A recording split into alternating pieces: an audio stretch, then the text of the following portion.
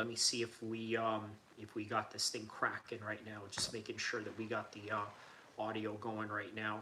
If we got this thing cracking right now, just making sure that we got the okay, we're on. We're on. Okay, good, good. We're on.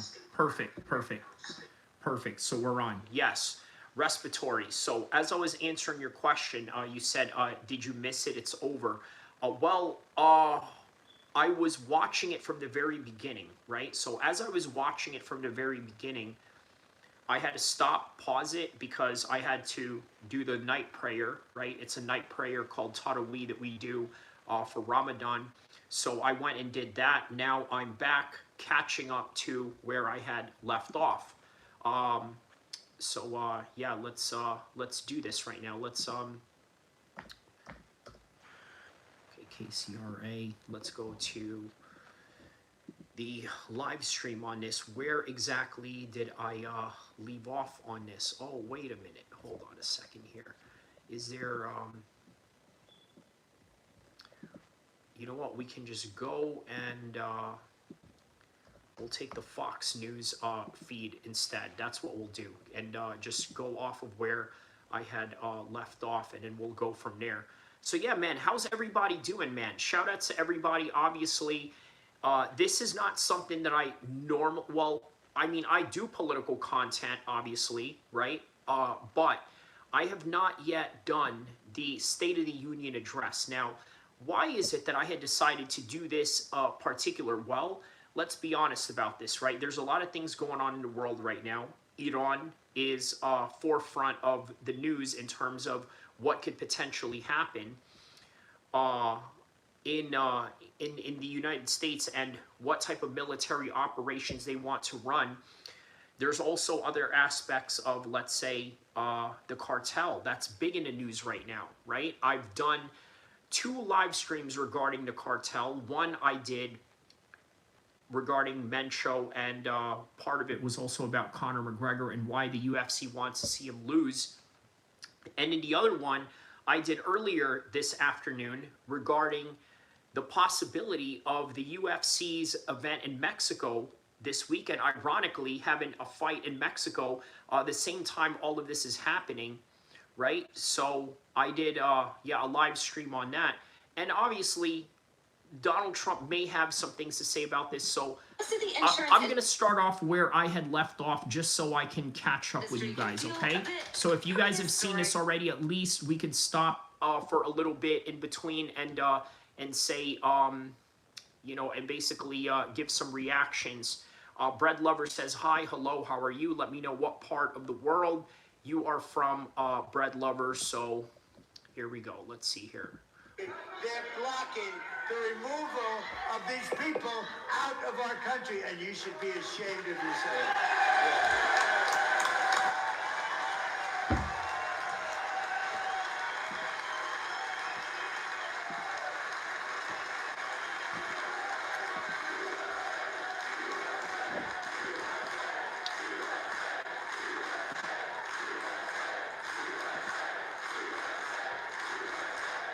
I'll tell you what I had noticed about the excerpts that I've seen so far, right? Because obviously I told you guys I was missing about 30 minutes of this because I had to go pray.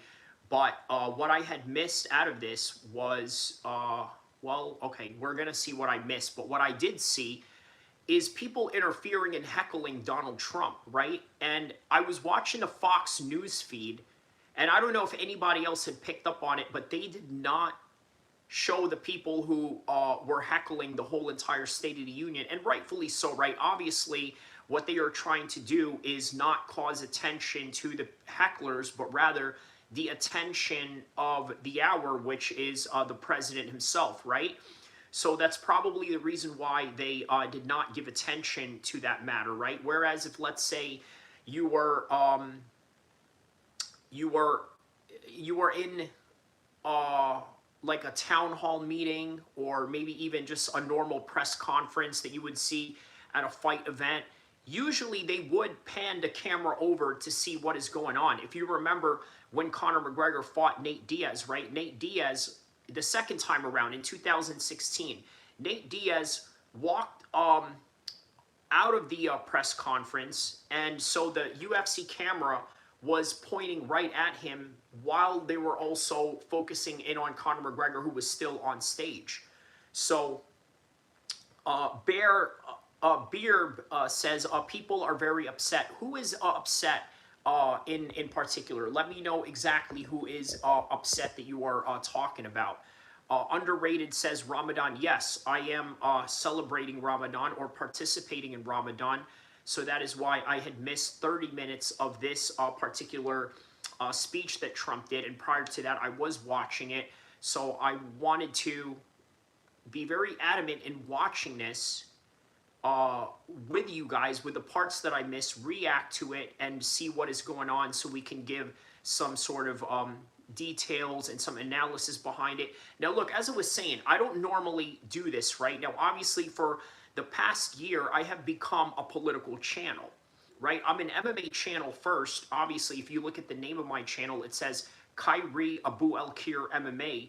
So I'm an MMA channel, but I've become a lot more like a political channel as well, right? I do more of MMA, but I'm not shy of doing politics. And I think the world of MMA is certainly not shy to talk about politics, right? Which is what makes our community of the MMA space really unique in that particular hybrid of content creation.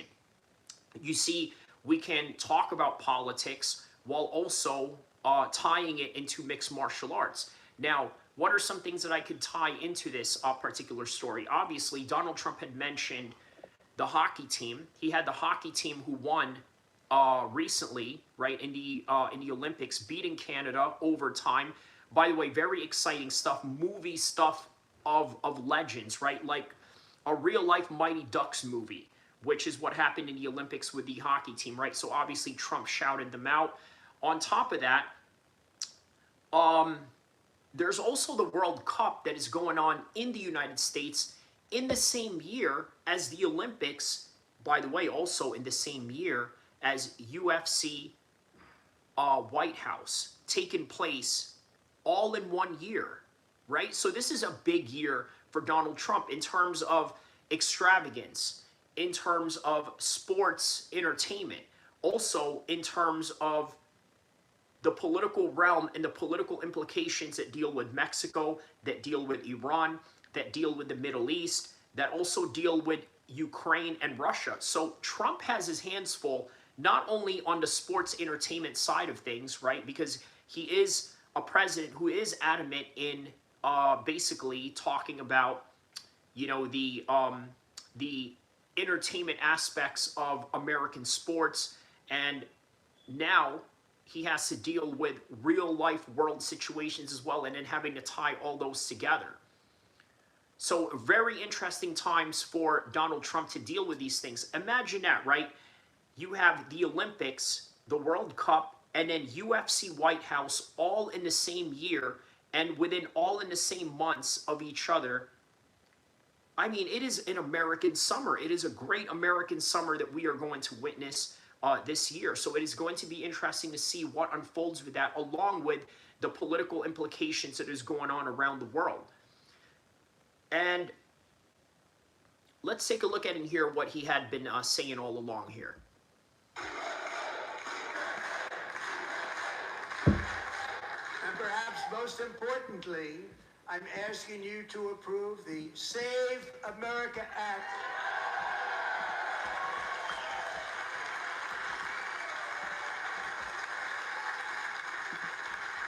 To stop illegal aliens and others who are unpermitted persons from voting in our sacred American elections. That cheating is rampant in our elections. It's rampant. It's very simple. All voters must show voter ID.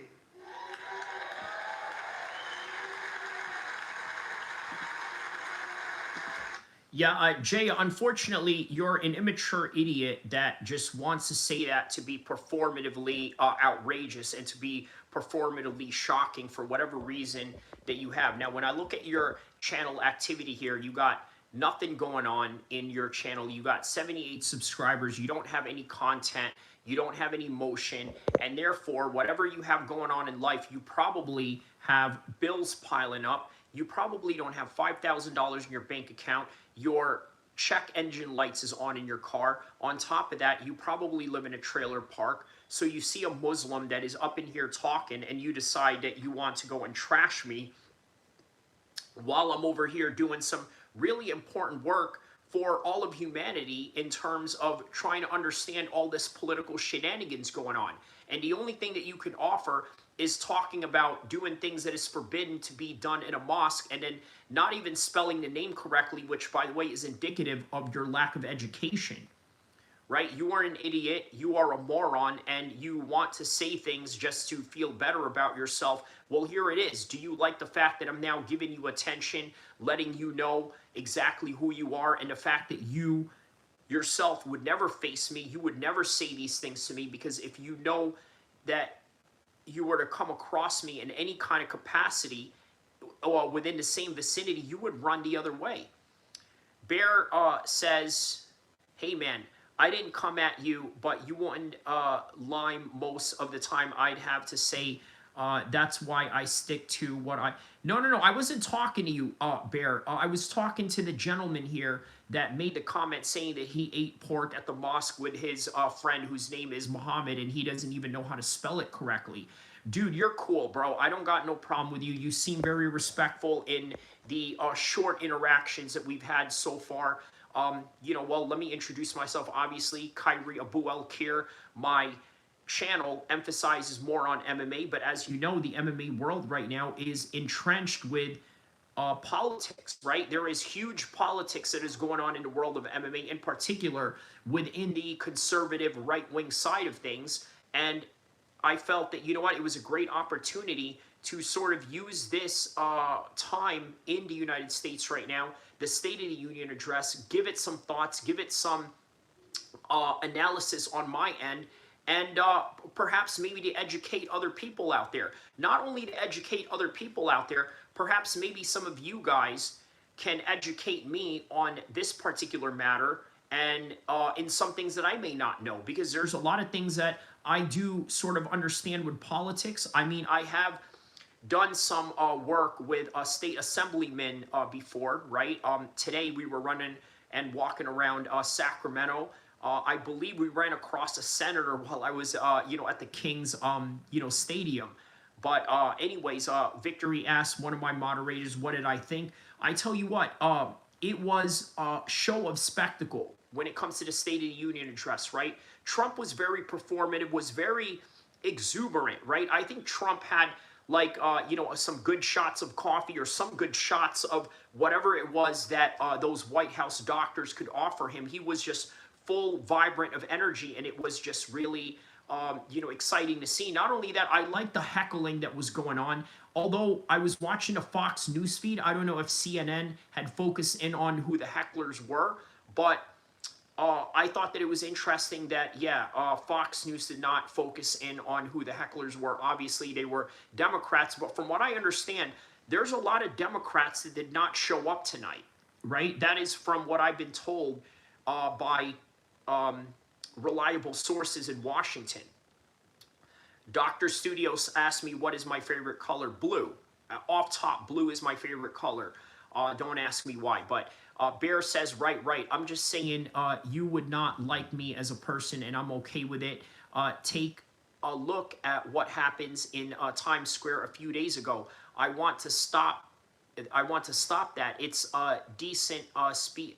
I want to stop that. You know what? I'm glad that you mentioned a Times Square thing, right? That actually is not a good idea for Muslims to pray there, right? At first, I thought, you know what, this is a good idea, praying in Times Square. But if you think about it, what is Times Square? They have billboards with half-naked women. They have people that are going to walk in and out of there, which means that you are going to cause interference not only to your own prayer, but to people that are within that vicinity. So it's not really a good idea, considering that New York City is full of mosques, right? There's a lot of mosques in New York City. So I would have to agree with the people that say that it's not a good idea to pray there. Now, of course, there's a lot of Muslims out there that will say something to the effect that, well, it's a good idea for us to pray in Times Square because it's going to bring dawah, it's going to bring awareness to the religion. But my refute to that is something to this extent, right? Allah guides whom He wills, right? If a person is going to be Muslim, they are going to be Muslim regardless of that Times Square prayer or that Times Square prayer not being there, right? Or if they ever meet a Muslim in their life, or if they never meet a Muslim in their life, right? There are people who live in towns where there are basically zero Muslims that have become Muslim, and there are people who lived around Muslims that will never become Muslim. Like, for example, Tommy Robinson in what do you call it?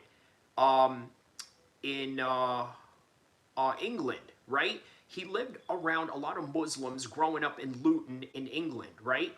So as a result of that, did he ever become a Muslim? Obviously, he never became a Muslim. And with good reason why he never became a Muslim, because that is just not what he is geared towards. He is not susceptible of ever becoming a Muslim in his whole entire life. And as a result of that, this is what happened. He, actually became an enemy of the Muslims, right? So Ramadan Mubarak to you as well, Ghostbusters. Shout out to you. Let's get to the Trump speeches right now.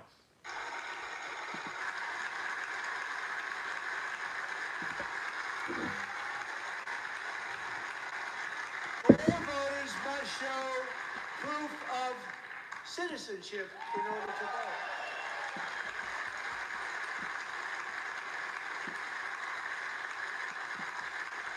And no more crooked mail-in ballots except for illness, disability, military, or travel.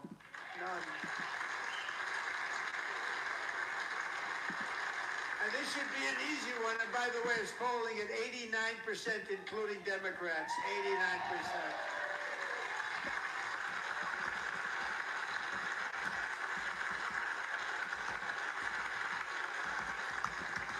And even the new communist mayor of New York City, I think he's a nice guy, actually. Speak to him a lot. Bad policy, but nice guy. Just said they want people to shovel snow. They got hit hard. Wants them to shovel snow, but if you apply for that job, you need to show 2 original forms of ID and a Social Security card. Yet they don't want identification for the greatest privilege of them all, voting in America. Now it's no good. No good. Both Republicans and Democrats overwhelmingly agree on the policy that we just enunciated. And Congress should unite and enact this common sense, country-saving legislation right now, and it should be before anything else happens.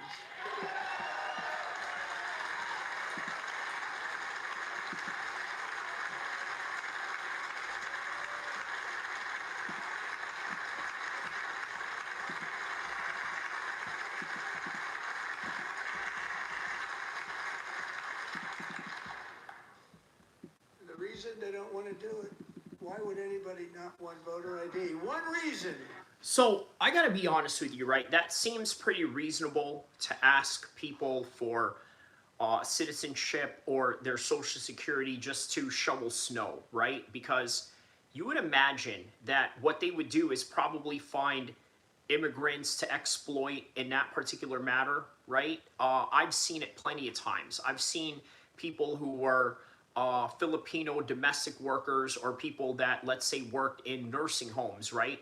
Oftentimes, Filipinos, they own nursing homes here in California or out in the East Coast. And what do? They usually have their family members go and work in them, and usually for very low pay, right? Like just very exploitive, right? So look, if anything, I understand that we don't want to discriminate people who are just coming here to work and things of that nature, but there's also an exploitive factor that you have to consider on the side of these immigrants, right? They are being exploited. Let's be honest about that, right? They are being exploited by people who are looking for cheap labor. So that is something to consider in this aspect. Because they want to cheat. There's only one reason. They make up all excuses. They say it's racist. They come up with things you almost say, what imagination they have. They want to cheat. They have cheated. And their policy is so bad that the only way they can get elected is to cheat. And we're going to stop it. We have to stop it. Toothbud says, that makes sense, but then doesn't it also make sense to ask for ID to vote? Of course, look, you're not going to get a fight out of me on that one, right? You know, here's the thing about it, right? I'm not big on voting. I'm really not, okay? I feel like as if voting sometimes almost doesn't matter. I'm on that team, right? But if you're going to vote and you're adamant on voting, I mean, I'm not. You're not going to get any arguments with me on that. You know, you want ID to vote. You want IDs for people to vote. Sure, sure. If I was going to vote, I could present you an ID. Obviously, I have a California driver's license, right? I have a passport, by the way, an American passport. So that is not a problem for me if I decided to vote. But in all honesty, I'm not a big fan of voting. I'm not a big fan of going out there and, putting my name in the ballot. Not whatsoever, only because for a couple of reasons, okay? Well, I'm going to be very honest with you, right? One of the reasons is because as a Muslim, we sort of don't believe in voting, right? We believe that everything is relied upon Allah. And if you guys want to vote, that is your choice. But at the same time, if you're going to vote, then I'm not going to argue with the rules, okay? It's sort of like if I'm going to go and rent a car, what do I need? Well, I need a driver's license. I need to deposit a check or deposit some sort of money from my bank account in order to rent a car. I'm not going to argue with that, especially if I'm in a city somewhere in the United States or outside of the United States where I have to go and rent a car. Am I really going to argue at the idea that I need an ID to go rent a car? No. So I'm not going to argue the fact that you need an ID to vote. So if you guys feel that that is your rule and that is how it should be, why not?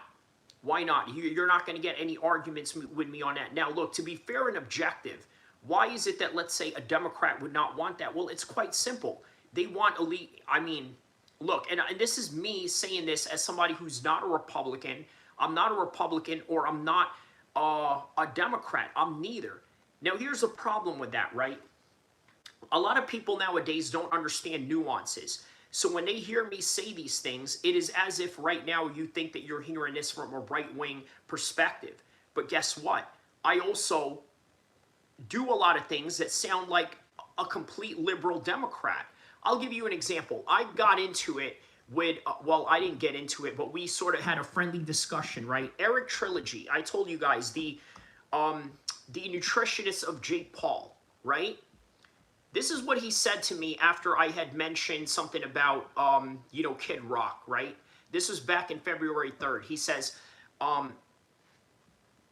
see here. What did I say here? Okay. He says, my man, Trump is not on any of the files. If that's what you are referring to, you're completely wrong. Most of the people on those files are all Democrats and liberal actors and actresses. So obviously he's leaning this towards just the liberals and the Democrats is the problem. I responded to him something to the effect is that facts, I know that. He's only in there because he mingles with influential people like himself, talking about Donald Trump. See, all that makes sense. But at the same time, I see what you're saying when you say that those files don't have him dead to rights, right? Because I don't really know of any file that says Donald Trump is on dead to rights to, being a pedophile in any kind of way, or at least maybe I haven't looked deep enough into the Epstein files. So by law, that makes everything Trump allegedly, and not as the official story that is documented. Okay.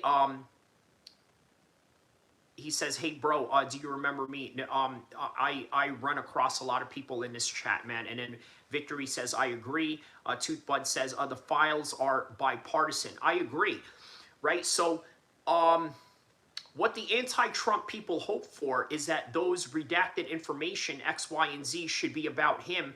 but there's no official proof of that. Now, I hope he's not, bro. I like Trump as a personality and as a promoter of mixed martial arts, right? Because aside from being the president of the United States, he's also a promoter of the UFC. So for that sake, you know, I hope that these are all nothing but speculations. Of course, I would wish for him to do well, but at the same time, I could really care less either way. Now, Eric says the only allegations he has which aren't proven, they are allegations were from an open tip hotline that anyone could call before the last election. It's all allegations and nothing solid. But there are tons of solid stuff against all liberals and Democrats, but very few Republicans or conservatives. And of course, he wants to, you know, sort of lean it towards that direction, saying that there's just very few conservatives and it's just all the Democrats, it's just all the liberals. And then he mentions Jay-Z, Jane Fonda, Robert De Niro, by the way, one of the biggest staunch anti-Trump you know, people out there, right? He recently did an interview where he cried, right? He cried. He says, I told you about my country. Do you still know it? No, please refresh my memory. Okay, so, and then this is what he said to me days later, right? Because I said something about Bad Bunny and Kid Rock. He reacts and says, my man, oh, okay, the Philippines. That's right. Okay, the Philippines. Yes, yes, yes, yes. Okay, okay, I remember now. Shout outs to you. Okay, okay. So this is what Eric said. The nutritionist of Jake Paul, right? A buddy of mine who I had trained with, right? He is the nutritionist for Jake Paul. You will see him around Jake Paul. Eric Trilogy. He said to me, my man, you are coming across as a white, pink-haired liberal. Your last post definitely screams a female liberal working at Starbucks. My man, you are a Muslim. Bad Bunny has over 10 plus satanic references in his last 6 music videos. He wears prosthetic breasts on stages and kisses men. He says he's gender fluid. Interesting, okay. He is a queer Puerto Rican liberal bottom boy. How can you support anything like that, man, or call him out, and more so against Kid Rock? Well, here's the thing, right? I don't support Bad Bunny. I just thought that the Kid Rock performance was subpar, right? You know, the Bad Bunny performance, I mean, look, it's not my kind of music. None of this is my kind of music. So, you look at the province and Cavite. Yes, yes, I did research that, yes. And then Ghostbusters says, Viva the Philippines. So shout outs to Ghostbusters on that. He says, how can you support anything like that, my man does or not call out more than Kid Rock? It's an honest question, bro. How can you support a queer-ass liberal bottom boy Puerto Rican and you talk shit about Kid Rock? So I said, don't get it twisted. I don't support Bad Bunny at all. It's not a right versus left for me, okay? And I've emphasized this with you guys, right? This is why I can give you guys some real objective takes on this particular matter. If you want to hear just rah, rah, rah, let's go right wing, let's go Republican, let's go elephants, let's go GOP, then go to Fox News. If you just want to hear a rah, rah, rah, let's go Democrats, let's go blue team, let's go MSNBC, let's go this, that, and the other. I mean, you could go turn into Young Turks or maybe even Luke Thomas on the MMA side of things, right? A real staunch liberal, not necessarily a Democrat, but a staunch liberal in Luke Thomas, right? So this is what I said. It's not a right and left wing issue for me. You know my stance as a Muslim. Sometimes it goes right or left, but never to those extremes such as the pink hair or the contrasting nature of that. A Trump worshiper, right? That is another thing that I don't like. I don't like people that are Trump worshipers as much as I can't stand people who are liberal, pink-haired, you know, freaks, right? So no matter the political differences, I got love for you, bro, and we're not even that far from our core beliefs, right? Because I do understand, and then I mentioned something about that I can't reference here because I talked, well, okay, I'll just read it right now, okay? He says, that's why that gay-ass Armenian Gabe, I got at him not because of political reasons, but because I have real legitimate beef with one of his black homies that I got into it in the street. Okay, and then that's the most that I can, really say, because the rest of that is redacted. That is for the streets. I cannot, mention that. He says, yeah, how can that support? I don't understand what you're saying. I remember you so much and you don't remember me. That's okay, not trying to be mean. Hey, listen, you got to understand something, right? I run across a lot of people online, but I tell you what, if you keep commenting and you keep coming onto my chats and you keep remembering me, I will remember you. And as a result of that, I will shout you out every time you are in this chat. Okay, and then eventually, maybe if I like you and things progress, maybe I can make you one of my moderators. How about that? Right? Is that a fair deal or what? What do you think? All right. So Ali Khan says, "Brother in arms." Yes, thank you for that, my man. So okay, let's get back to the State of the Union address with Trump on this one right now. Mr. Case Claiborne says, good evening, sir. Hello. He says, anyways, I got to go now. Goodbye. Yes, thank you for dropping by. Good seeing you. I will remember you next time. I will try and remember you next time, but please be forgiving, because you know what? I am, I'm only one man here, and I run across a lot of people all day. He says, Ghostbuster says, do you stream on other channels? No, just this one. This is the only channel that I stream on. And if you mean other channels, do you mean like other platforms like Kick or Rumble or anything like that? No, just only YouTube for now, but I will try and explore those options somewhere down the road, inshallah. Yeah.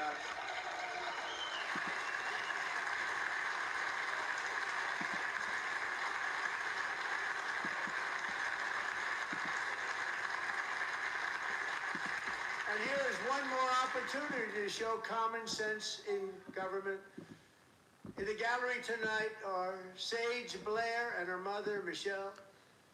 In 2021, Sage was 14 when school officials in Virginia sought to socially transition her to a new gender, treating her as a boy and hiding it from her parents. Hard to believe, isn't it? Before long, a confused Sage ran away from home after she was found in a horrific situation in Maryland.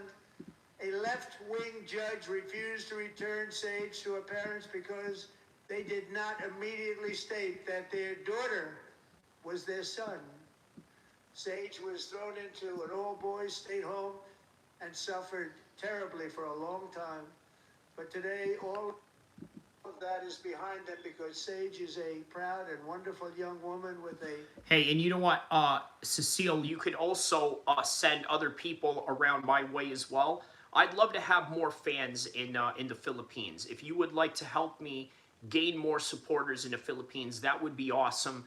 I would love to have you as a liaison, as somebody that could go and talk to more people and tune into my channel. If you can do that, I will always remember you. Thank you very much. Full ride scholarship to Liberty University. Sage and Michelle, please stand up.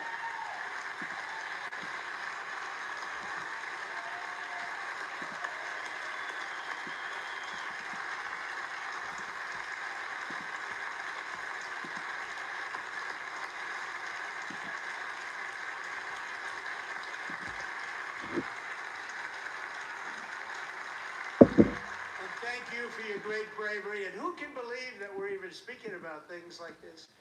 15 years ago, if somebody was up here and said that, they'd say, what's wrong with him? And now we have to say it because it's going on all over, numerous states, without even telling the parents. But surely we can all agree no state can be allowed to rip children from their parents' arms and transition them to a new gender against the parents' will. Who would believe that we've been talking about that? We must ban it, and we must ban it immediately.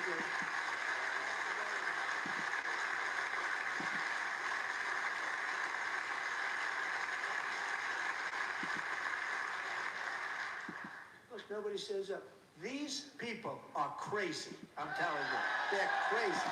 So right now, Donald Trump is pointing at someone saying these people are crazy. And I don't know why they don't pan over, but I get it. They don't want to give them the attention. Obviously, this attention is only for the president and for that State of the Union. And yeah, I sort of understand. But Yeah, I thought it would be even more entertaining if they were to do that, but they didn't. So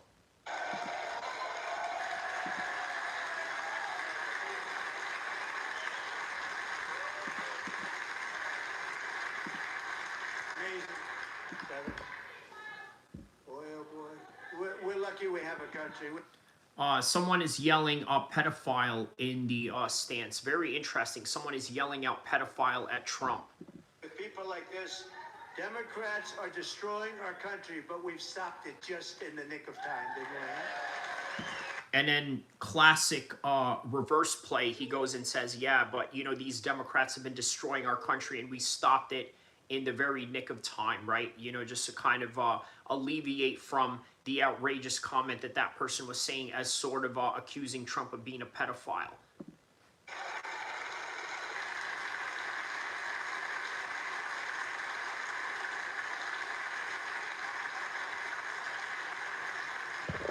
No one cares more about protecting America's youth than our wonderful First Lady. Now a movie star. She's a movie star. Can you believe that? Who would have believed that? By the way, I heard that a lot of people were not really into that movie at all, right? Like a lot of people were very much disappointed in the movie. They thought that it was horrible, and yeah, so yeah, AS, I don't understand what you mean by that. Over the past year, she has had an incredible impact championing AI legislation, advancing a landmark executive order or El-Kheer, and helping secure $30 million to launch the Melania Trump Foster Youth through Independence Initiative. Two-thirds of men still expect it. Really a tremendous thing that happened and had a lot of bipartisan support. She gets much better bipartisan support than I do. I get none, she gets a lot. Someday you're going to have to tell me how you did that. And students and educators in every state have joined the First Lady's efforts in the presidential AI challenge, keeping America's next generation positioned to succeed and strongly succeed in the future. Tonight we welcome two young people whose lives reflect the First Lady's impact, Sierra Burns and Everest Nevermount. Thank you both, and Melania, thank you. I know how hard you worked on it. Thank you very much.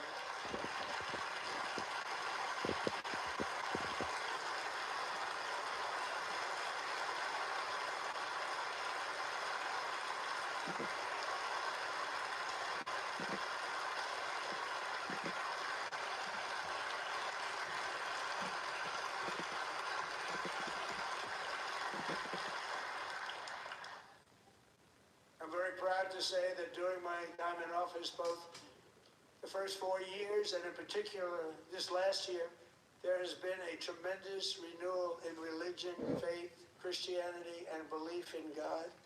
Tremendous renewal.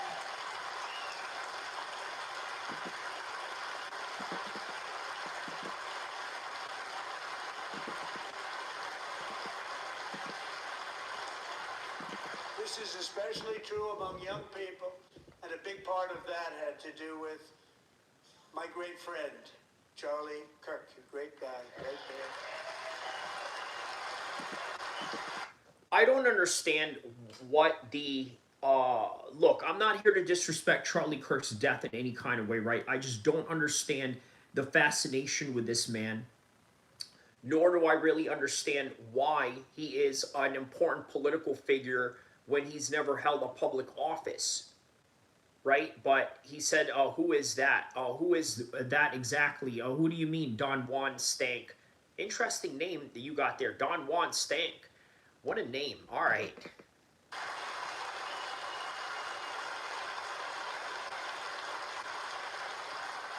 So last year, Charlie was violently murdered by an assassin and martyred, really martyred for his beliefs.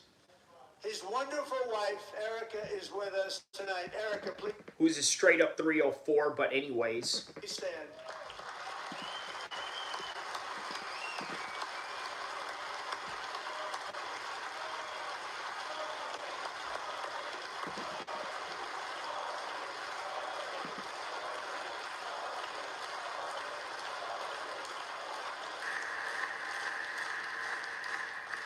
Thank you, Eric.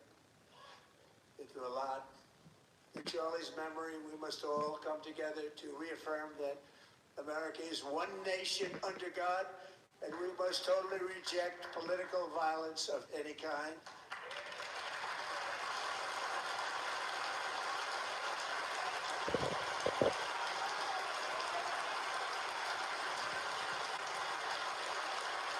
We love religion, and we love bringing it back, and it's coming back at levels that nobody actually thought possible. It's really a beautiful thing to see. Above all, unleashing America's promise requires keeping our communities safe. We have made incredible strides, yet dangerous repeat offenders continue to be released by pro-crime Democrat politicians again and again. We are honored to be joined tonight by a woman who's been through hell, Anya Zaretska.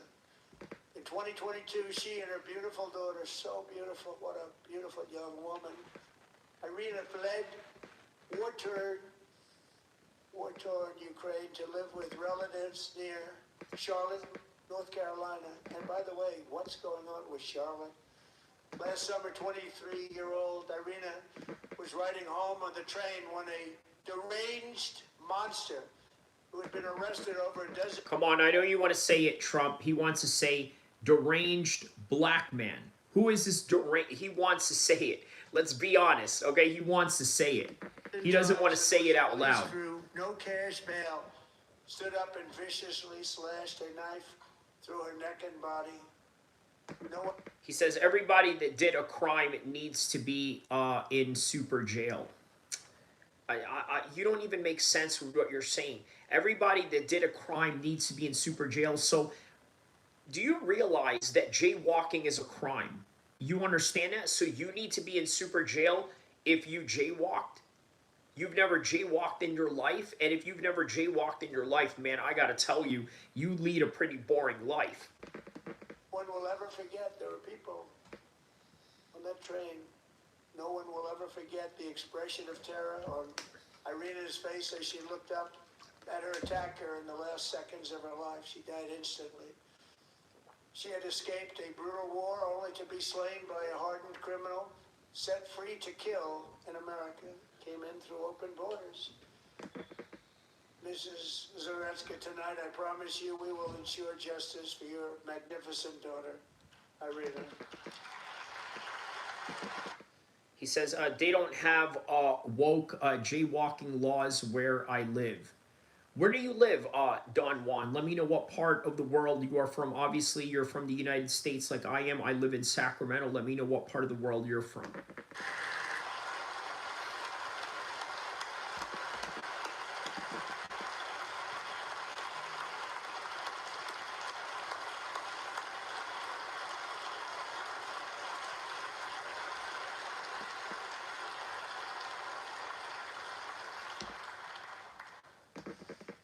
Stand? How do you not stand? I'm asking this Congress to pass tough legislation to ensure that violence... Now, I noticed that he would say, hey, how do you not stand for something like this?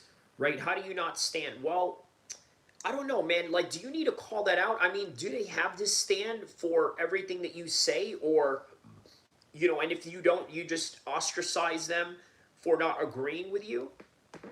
Violent and dangerous repeat offenders are put behind bars, and importantly, that they stay there.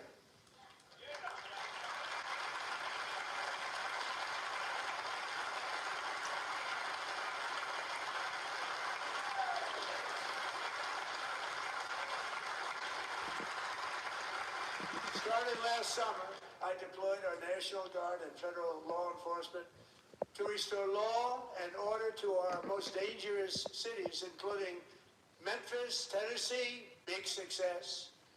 New Orleans, Louisiana, big success. And our nation's capital itself, Washington, D.C., where we have almost no crime anymore in Washington, D.C. How did that happen? You know, that might be an exaggeration. He says that there are no crimes in Washington, D.C. That's an exaggeration. There's always a crime going on somewhere, and to say that there isn't a crime, it's a little bit insane to say.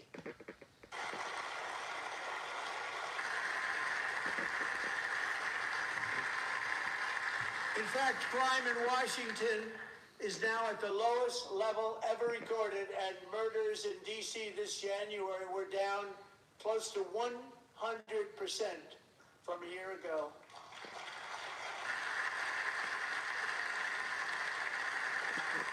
Does he have metric numbers to measure that? I'm not doubting him. I'm just curious, right? If there are any metric numbers to support that. If you sink an aircraft carrier, you're probably going to get nuked. I'm going to be honest. They're probably going to get nuked.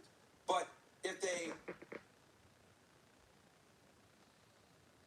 you have CalFresh, Medi-Cal, or SSI, you may... Okay, so I'm going to skip around this State of the Union, okay? So just so...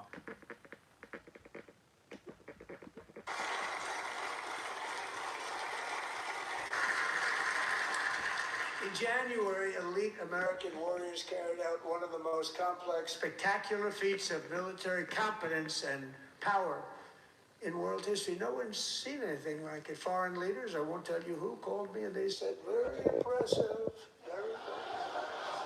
They couldn't believe, they all watched, they saw what happened. This is a different fighting force than we had years ago when we fought to tie. You know, it's a great fighting force. I'm so proud of it. Look at Space Force. Space Force is my baby. As we did that, my baby is becoming so important. And he's going to remind you of that. He's going to remind you that he is the main contributor, if not the creator of Space Force. By the way, very similar to how JFK was the originator of the Navy SEALs, or at least the creator or the contributor of what is now known as the Navy SEALs.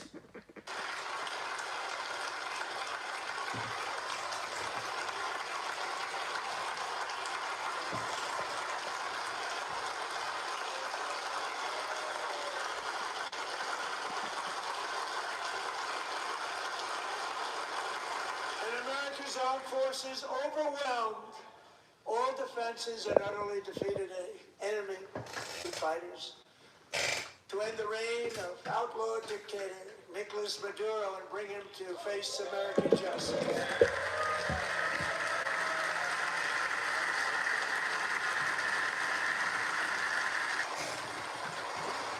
And this was an absolutely colossal victory for the security of the United States, and it also opens up a bright new beginning for the people of Venezuela.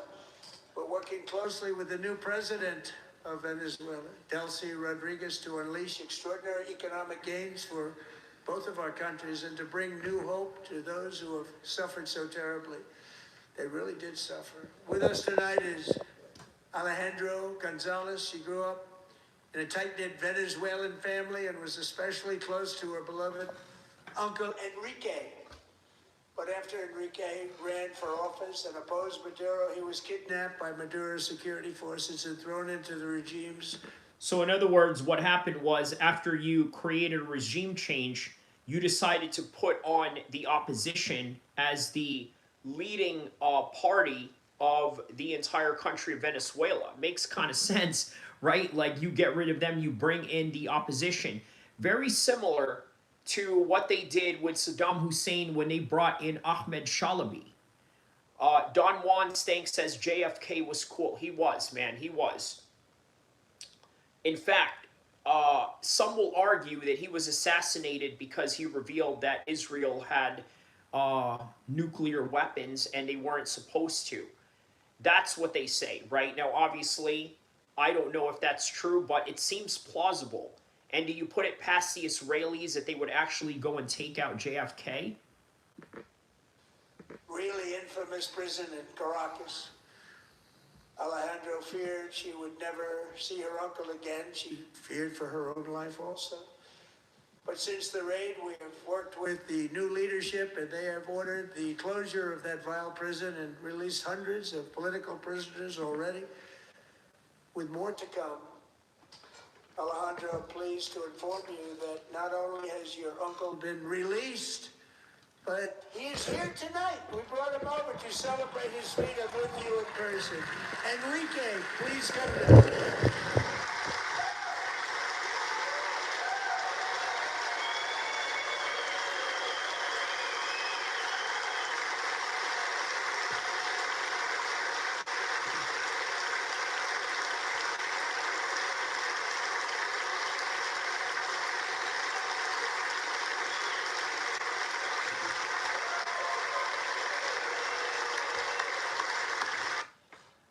Don Juan says, don't talk about those guys. They might send a drone to your house. Psh, I mean, listen, they could send a drone to your house as well, right? I mean, no one is safe from those guys. Let's be honest about that, right?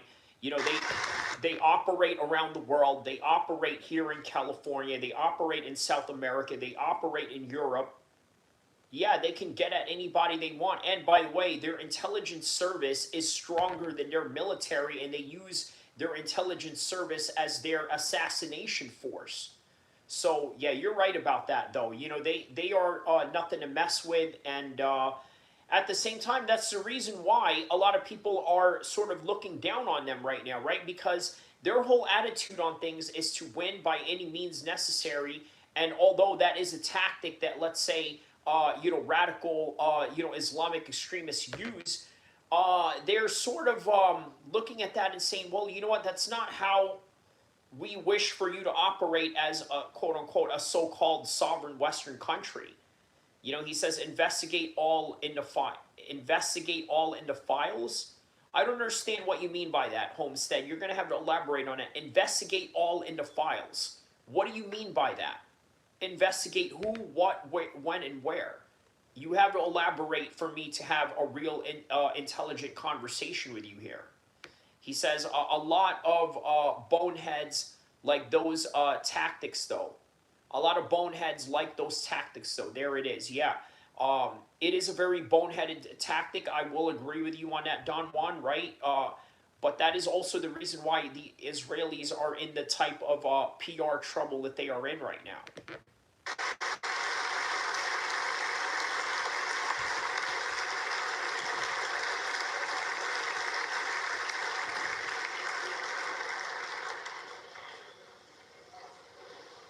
Thank you, Enrique. Have a good time.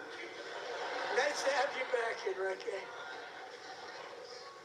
There were many heroes on that January raid to capture Maduro. Really great heroes. It was very dangerous. They knew we were coming. They were all set. But the deeds of one warrior that night will live forever in the eternal chronicles of military valor. Chief Warrant Officer 5, Eric Slover, planned the mission and was the flight lead in the cockpit of the first helicopter. A big, beautiful, powerful helicopter. It was a massive Chinook carrying, as you can imagine, many, many American warfighters. Wearing the dog tags, his wife Amy had blessed with holy water before he left. She knew it was going to be a rough one. Eric steered the Chinook under the cover of night and descended swiftly upon Maduro's heavily protected military fortress. This was a major military installation, protected by thousands of soldiers and guarded by Russian and Chinese military technology. How did that work out? Not too good. And he had to throw that in there. Well, they had Russian and Chinese military equipment, and how did that work out? Not too good. Not too good. He says, I think he's on the uppers. You know what? I noticed Trump being a whole lot more exuberant tonight than ever, right? And I'm wondering, what is that indicative of? Is that indicative of just the fact that he may have drank extra coffee? Did he get extra shots? You know, some medicine at the White House from doctors, perhaps, that gave him a little bit of some steroids, a little bit of TRT, right? A little bit of some creatine, perhaps? Maybe some Ritalin or Adderall? Who knows, right? Take a little Ritalin, Adderall, talk, smack about the war on drugs and how you use that as a clause to get at Maduro, yet you're over here taking some good old Adderall, right, that's got some cocaine derivatives inside it. While preparing to land, enemy machine guns fired from every angle, and Eric was hit very badly in the leg and hip, one bullet after another. He absorbed 4 agonizing shots, shredding his leg into numerous pieces. And yet, despite the fact that the use of his legs was vital to successful helicopter flight, legs are the most important part of flying a helicopter to deliver the many commandos who would capture and detain Maduro was the only thing Eric was thinking about. Then, even as he was gushing blood, which was flowing back down the aisle, helicopter lands at a steep angle. The machine guns stood right in front of him. They were right in front of him, two machine gunners who escaped the wrath of the previous planes. Eric maneuvered his helicopter with all of those lives and souls to face the enemy and let his gunners eliminate the threat. Turned the helicopter around so the gunners could take care of business, saving the lives of his fellow warriors from what could have been a catastrophic crash deep in enemy territory. Only after safely landing the helicopter with all the warriors aboard in the exact right spot, which was vital to the mission. But one Zungi 307 says, Salam, brother, did you watch the circus tonight? I'm reacting to it right now as we speak, Bawanga 307. Yes, I am deep into the circus right now as we speak. Probably would have had to maybe cancel the mission if that didn't happen. Eric told his co-pilot, also wounded, but not as gravely, to take over. I'm about ready to pass out. The success of the entire Johnny Depp at the end, right? In the very beginning, he sounded very exuberant, very loud, right? Very boisterous, had this WWE-like promo to him. But then towards the end, that's when he started kind of fading a little bit. And I think that just comes with age. And you got to remember, Trump is about to turn 80 at some point in like a couple of months or something like that. So, yeah, that UFC fight is his 80th birthday. Keep that in mind, right? Because that's on his birthday. Obviously, they're holding that event. But, yeah, he says lots of makeup on his hand. His eyes were closed. Yes, puffy eyes, right? Because he was probably up all night working, probably talking with the Joint Chief of Staff, wondering how they're going to bomb Iran, and also how they're going to fight two military fronts, not just in Mexico, but also in the Middle East, if they even decide to deploy out to Iran. But yeah, you're right about that. Bawanga says Ilhan Omar gave him the business tonight. Did she? Okay, I got to hear that. Hold on now. and the lives of his. Holy shit, listen to this. Okay.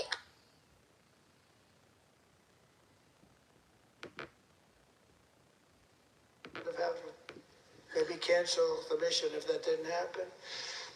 Eric told his July 4th, 1826, the author of the Declaration of Independence, brilliant, Thomas Jefferson, drew his last breath. Just a single long human lifespan separates the giants who declared and won our independence from the heroes who stand among us tonight. Everything our nation has done, everything we have achieved, has been the work of those few great lifetimes. In those brief chapters, Americans built this nation from 13 humble colonies. Johnny Depp says his into hand. the pinnacle of human civilization and human freedom, the strongest, wealthiest, most. Johnny Depp says his hand keeps looking worse and worse. I wonder what they kept injecting in there. Probably some kind of steroid derivative, right? Or some kind of testosterone or antibiotics of some sort. I mean, listen, the man is going to turn 80 years old when the UFC fight is going to happen. Keep that in mind.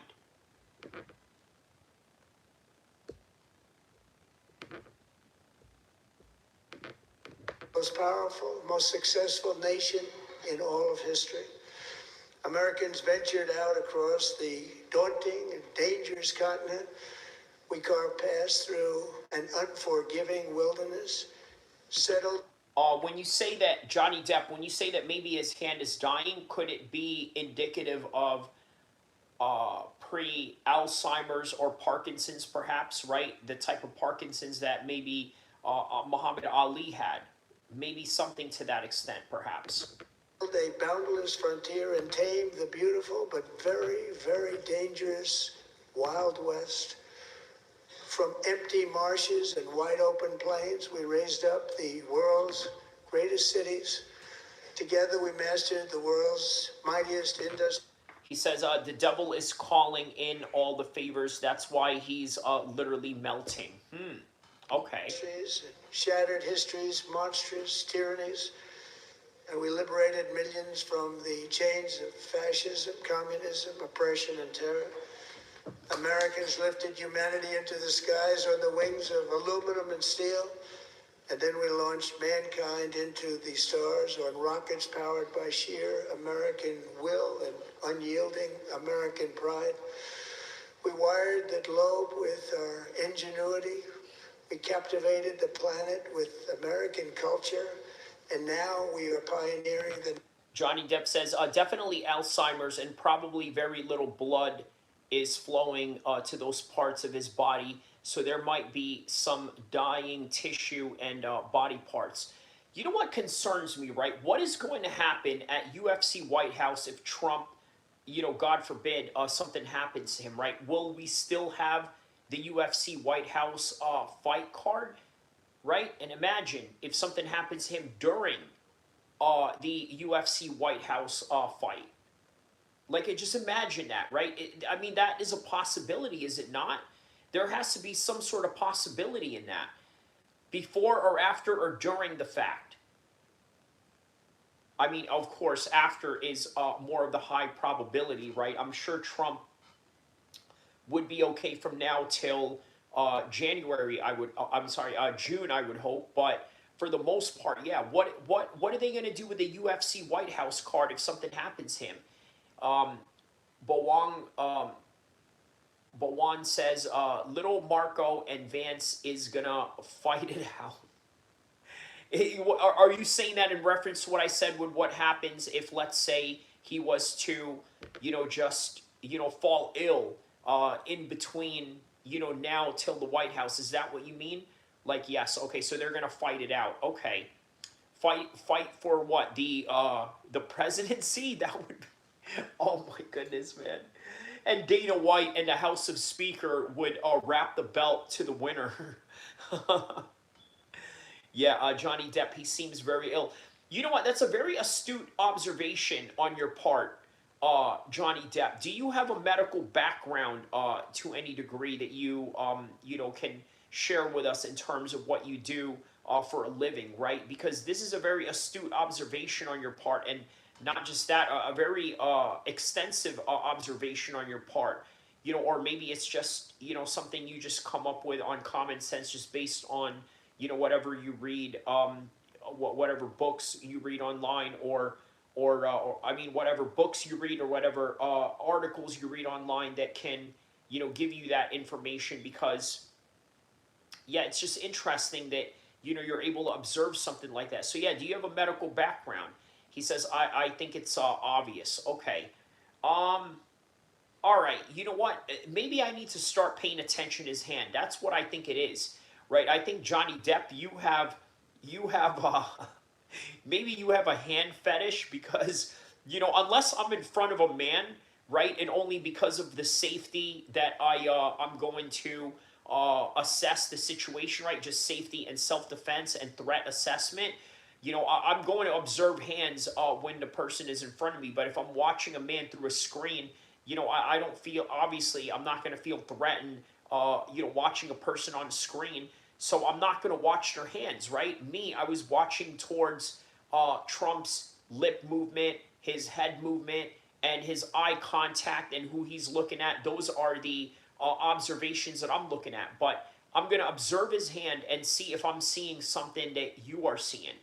Bawan says, it's photos of his rotten hand. It's turning purple. Yeah, man. You know what? It's one of those old man things, right? Like just, naturally what happens to you when you're an old man, right? Like, yeah, your hands do turn purple. I sort of understand that or have experienced seeing something like that when I was working at a nursing home as a nursing assistant.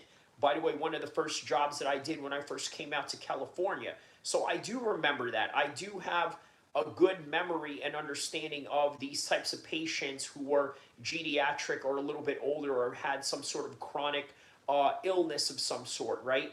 Johnny Depp says, just look at his face. He looks like he was in pain holding himself up, and not even to mention the speech pattern. Yeah, the speech pattern was sort of like this frequency of high, and then all of a sudden going into this low monotone motion, kind of like he just wanted to get out of there, right? Just, or look, you have to understand, he's the president. He's a workaholic, right? And in a way where he loves his job, that he just loves being in the mix. He loves being in the mix with the military. He loves being in the mix with the treasury. He loves being in the mix with the Department of Education, or whoever it is that he can talk to change and rearrange what's in the country. So he's a hardworking man, right? So in other words, he's going to have a lot of sleepless nights as the president of the United States, and maybe that is what is indicative of what's going on. He says Allah isn't being merciful. Allah has him in a headlock, WWE style. LOL. Wow, man, that's cold, bro. Yeah, that is cold. That's in reference to Trump, obviously, right? You're saying that Allah isn't being merciful, and Allah has him. Look, Trump, only Allah can judge him, right? But from what I can tell you, Trump in his whole entire life has been a bully. Okay, and not only that, you know what they say, right? It is harder. What is that Bible verse? Something about a needle in the eye of a camel than it is for a rich man to understand, this and that. You know what I mean, right? Write the expression on the comment section if you guys know the expression I'm talking about. But if you are a rich man, it is far more difficult for you to really concern yourself with religion, concern yourself with God. Although that is, of course, if you are just ultra religious naturally, whether you have money or not, right? But most times, right, guys that are, from the secular world, it is harder for them to be religious, to care about God, while also,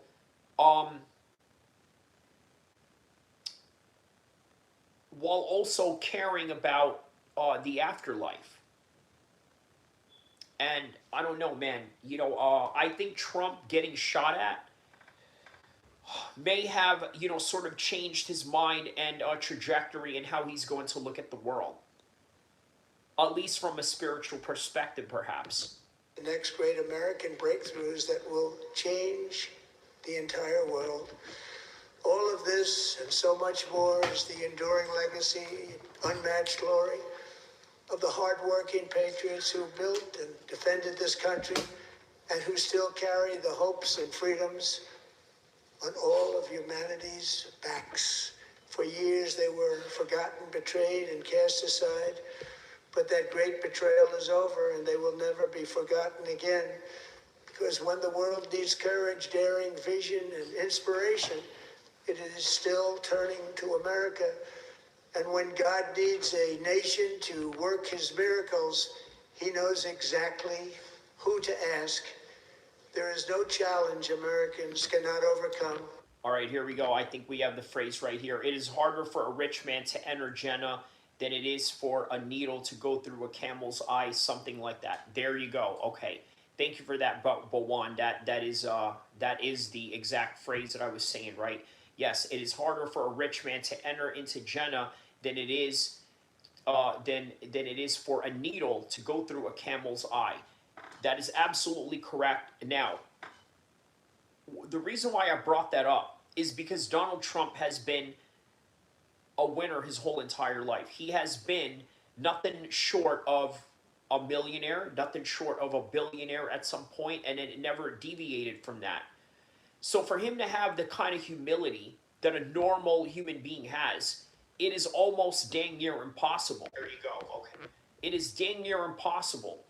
So he needed that situation at Butler to perhaps rearrange his mind and make him rethink about the afterlife and what it is that he had to do, or maybe just rethink about how he treats people. No frontier too vast for us to conquer. No dream too bold for us to chase. Arnell says, what do you think about Mayweather versus Pacquiao?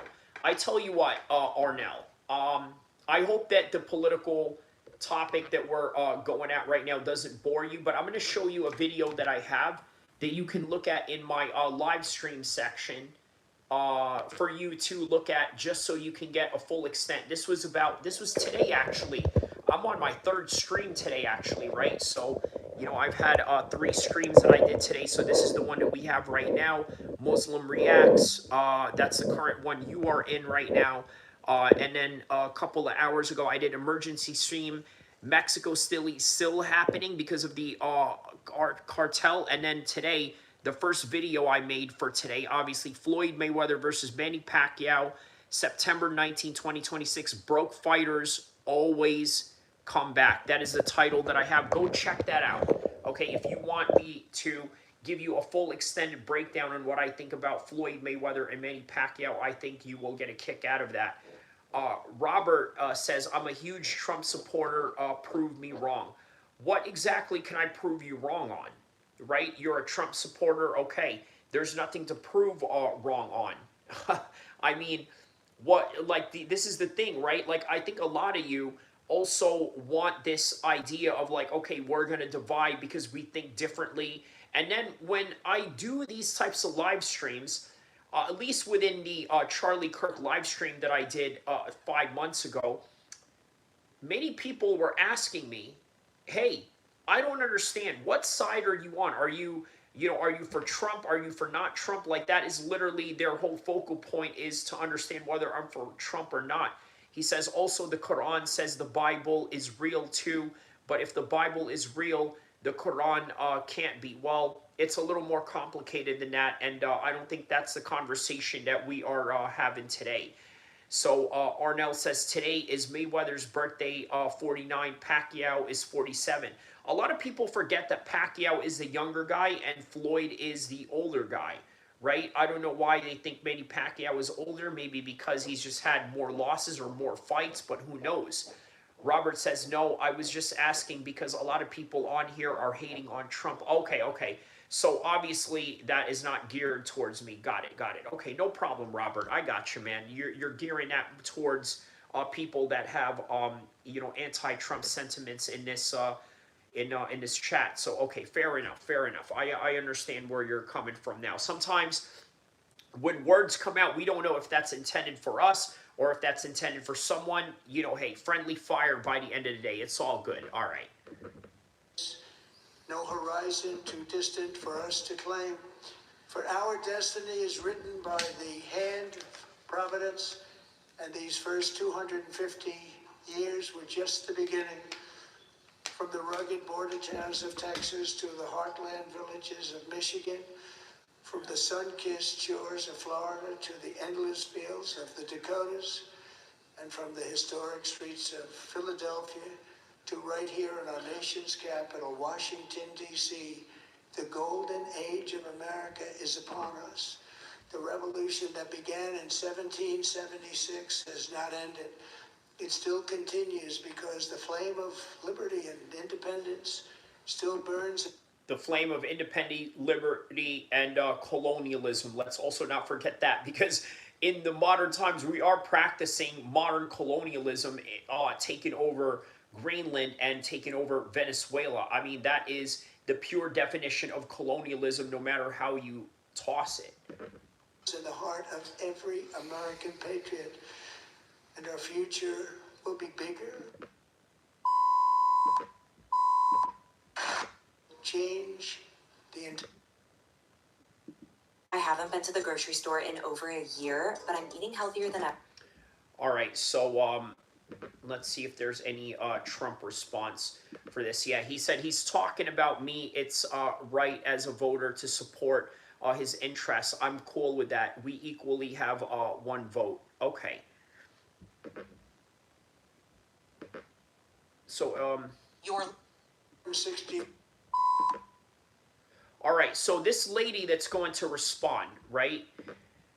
Governor Abigail Spanberger.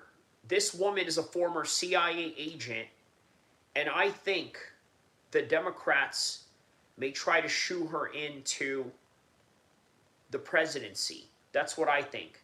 So I want you to remember this name, right? Virginia Governor Abigail Spanberger, former CIA agent, and that makes sense. A lot of CIA agents and FBI and people of the DOJ or other branches Could of. reject the Oh, here we go. unacceptable excesses of poor leadership, band together to demand better of their government, and create a nation that would be an example for the world.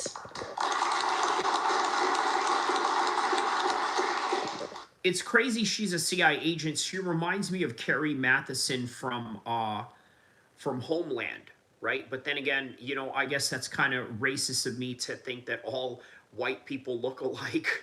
And this year, as we celebrate 250 years since America declared our independence from tyranny, I can think of no better place to speak to you as we reflect on the current state of our union. Okay, now that's strong, okay? She starts off as saying, there is no better place than to talk about anti-tyranny than for me to talk about Donald Trump and comparing him to the tyranny of England in 1775 to 1776. Tonight, as we watched our nation's lawmakers gather for a joint session of Congress, we did not hear the truth from our president. So let's speak plainly and honestly. And let me ask you, the American people watching at home, 3 questions.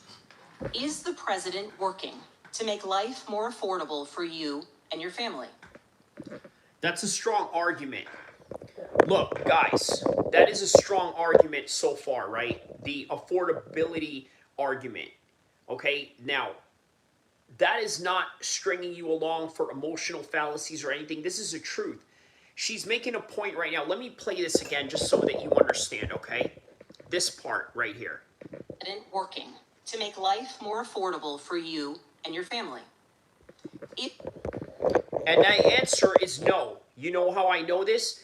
Every time somebody comes into this chat and disses me, what do I say in response? I say, you don't even have $5,000 in your bank account. You got your check engine lights on. You are high in debt in your personal finances. You have all of these health problems going on. You've got all of these situations going on with your appliance breaking down in your house. You need maintenance in your house. That is if you own a house, or you are just short, low on rent if you are renting in an apartment, right? This is the reality of many of you. Okay, this is why when somebody comes in here and tries to diss me, they call me a terrorist, they call me, you know, X, Y, and Z, you know, goat effer, or this, that, or the other, whatever it is that you want to say, right? My comeback is, you don't got $5,000 in your bank account, you got your check engine lights on, and your debt is piling up, and I keep saying that speech over and over again, because guess what? It is a reality for most Americans, because I know that if somebody's going to diss me on that, guess what? That's low-hanging fruit argument that I could throw back at you, especially if you are an anonymous person with no profile pic, or you don't got anything going on in your channel or your screen name that you sign on to talk smack here. And that maybe is a generalized statement, or maybe it's a proverbial statement, not necessarily geared towards a specific person. But I can tell you that, generally speaking, this is the reality of most Americans. So if I don't know you from a can of paint, I'm just going to go with the most generalized statement there is, which is what a lot of Americans are going through. You don't have $5,000 in your bank account. You don't have your finances in check in terms of the debt that is piling up on you. And then you got your check engine lights on, and then you got maintenance issues going on in your house that you need to deal with. Lord Quack, I'm just going to call you Quack. Quack asks, what is this stream about? I am mostly a mixed martial arts channel, but because of the experience that I've had working with, state assemblymen in California, I talk about politics as well. So I hope that I could, answer your questions on that. He says, don't forget the debt Americans are in. There you go, right? That's what I mentioned as well, right? You don't have $5,000 in your bank account. You got debt. Your check engine lights is on, and you got all of these health problems going. This is a generalized statement that you say. So for all streamers out there, or future streamers or people that are looking to be inspired to get into streaming, anytime that anybody disses you online, especially if you are an American-based channel, this is all that you have to say. You don't have $5,000 in your bank account, your check engine lights is on, and you got your debt piling up, and you got health issues, because generally speaking, if you don't know who you are talking to, or the trolls that are attacking you, and if they come from America, more than likely this is what they are going through if you don't have your life in order. He says it's going to be Newsom, Harris, Westmore, or Waltz who's going on a Democrat ticket for the presidency. This woman is also, right, a lot of you don't know, Abigail Spanberger is a former CIA agent. Okay, and by the way, the CIA hates Donald Trump. In his first administration, in his first term, he cut out the intelligence community only to bring in intelligence from private sectors. Can you imagine? He asked private companies to go and find intel for him rather than actually using the CIA. Because if you ask for private help, you can basically steer them into any direction that you want. So Quack says, what are the political stances that are being talked about at the moment? I just got here, so I don't know. Okay, so we went to react to Donald Trump's State of the Union address. So right now, the governor of Virginia, right, the former CIA agent Abigail Spanberger, is reacting to Donald Trump's speech. And her main focal point right now is that Americans are broke and they're not living in the best conditions financially. And that is her stance on trying to attack Trump. Because Trump is saying, well, the economy is great. We're in good times ahead of America. We're in the golden age of America's economic prosperity. And then here comes Governor Abigail Spanberger saying otherwise. Right? What is the condition that Americans are living under right now in terms of affordability? Let's continue on with what she had to say on this particular topic. Is the president working to keep Americans safe both at home and abroad? Is the president working for you? As I campaigned for governor last year, I traveled to every corner of Virginia. Quack says that is beyond true. That I'll agree with. We've been broker than ever. Hopefully, golden horizons come along. Well, that is what Trump is promising, but we don't know if there's any plausibility in that. And obviously, Abigail Spanberger, and keep in mind, they chose her as the rebuttal of tonight's State of the Union, right? That's usually the tradition with every State of the Union address, right? There has to be a rebuttal from the opposite party. And she is a representation of that, so here she is, right? The Democrat representation rebuttaling the State of the Union on the Republican side, which happens to be the President of the United States, Donald Trump. So here we go. And I heard the same pressing concern everywhere. Costs are too high in housing, healthcare, energy, and childcare. And I know these same conversations are being had all across this country. Because since this president took office last year, his reckless trade policies have forced American families to pay more than $1,700 each in tariff costs. Small businesses have suffered, farmers have suffered, some losing entire markets. Everyday Americans are paying the price. And even though the Supreme Court struck these tariffs down 4 days ago, the damage to us, the American people, has already been done. Meanwhile, the president is planning... Okay, I gotta be honest with you, right? That part, there's some parts there that I kind of agree with. I agree with the notion that there has been some irreversible damage. Now, I don't know if that's necessarily to blame on Trump or that's just the trajectory that is going on in America, but that is the truth, right? What is the main focal argument that I make with trolls whenever they try and attack me? You don't have $5,000 in your bank account. your check engine lights is on, you're living in debt, and you've got health issues going on that you can't fix because you can't afford it. Those are the talking points that I'm going to throw at you whenever you, as a troll, come at me on the chat. Now, why do I use that? Because it's a generalized statement, especially to people that don't have profile pics, people that are anonymous. And by generally speaking, this is what most Americans are going through. So maybe there's a good chance that you're going through that as well. Right? So just a little thought to share with you on that. For new tariffs, another massive tax hike on you and your family. And Republicans in Congress, they remain unwilling to assert their constitutional authority to stop him. They're making your life harder. They're making your life more expensive. They're even making it more difficult to see a doctor. Rural health clinics in Virginia and across the country are already closing their doors thanks to the so-called One Big Beautiful Bill, championed by the president and Republicans in Congress. And tonight, the president celebrated this law, the one threatening rural hospitals, stripping healthcare from millions of Americans and driving up costs in energy and housing, all while cutting food programs for hungry kids.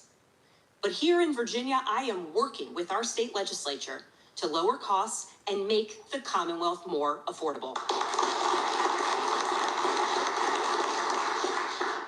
And it's not just me. Democrats across the country are laser focused on affordability in our nation's capital and in state capitals and communities across America. Look, I gotta ask you guys, right? I told you guys I'm not Republican or a Democrat, right? Now, is she making sense with some of the things that she's saying? I would say, yeah, I think she's making a lot of sense. Let's think about it like this, right? She's talking about affordability, okay? If you right now, as an American, okay, can't afford anything, and she's promising affordability, I mean, that isn't the worst idea in the world, is it? The thing is, though, if you are a Republican or a staunch conservative or an anti-woke, right-winger, would you be willing to accept that, knowing that they hold different views and values from you? Just something to think about, right? Because the type of political divide that we have right now, many Republicans out there would go out of their way to stop anything that would make it affordable for them and their family. If, let's say, David Ohm says, no policies, just hate Trump, block Trump, insult Trump. He says, no policies, just hate Trump. They block Trump and insult Trump. Further elaborate on that for me, if you will, David, so we can have a much more wholesome discussion on that. I think you're onto something there, but I want to be able to clarify what you're trying to convey so that we can, have a clear understanding of what you're trying to convey, and maybe I can, elaborate on that. Quack says, it's not, but promises without shown plans come across as hollow. Too many times we had politicians come with multitudes of promises and decent ideas and not act on it. I'm skeptical. There you go. There you go, right? Look, here's how way I see it, right?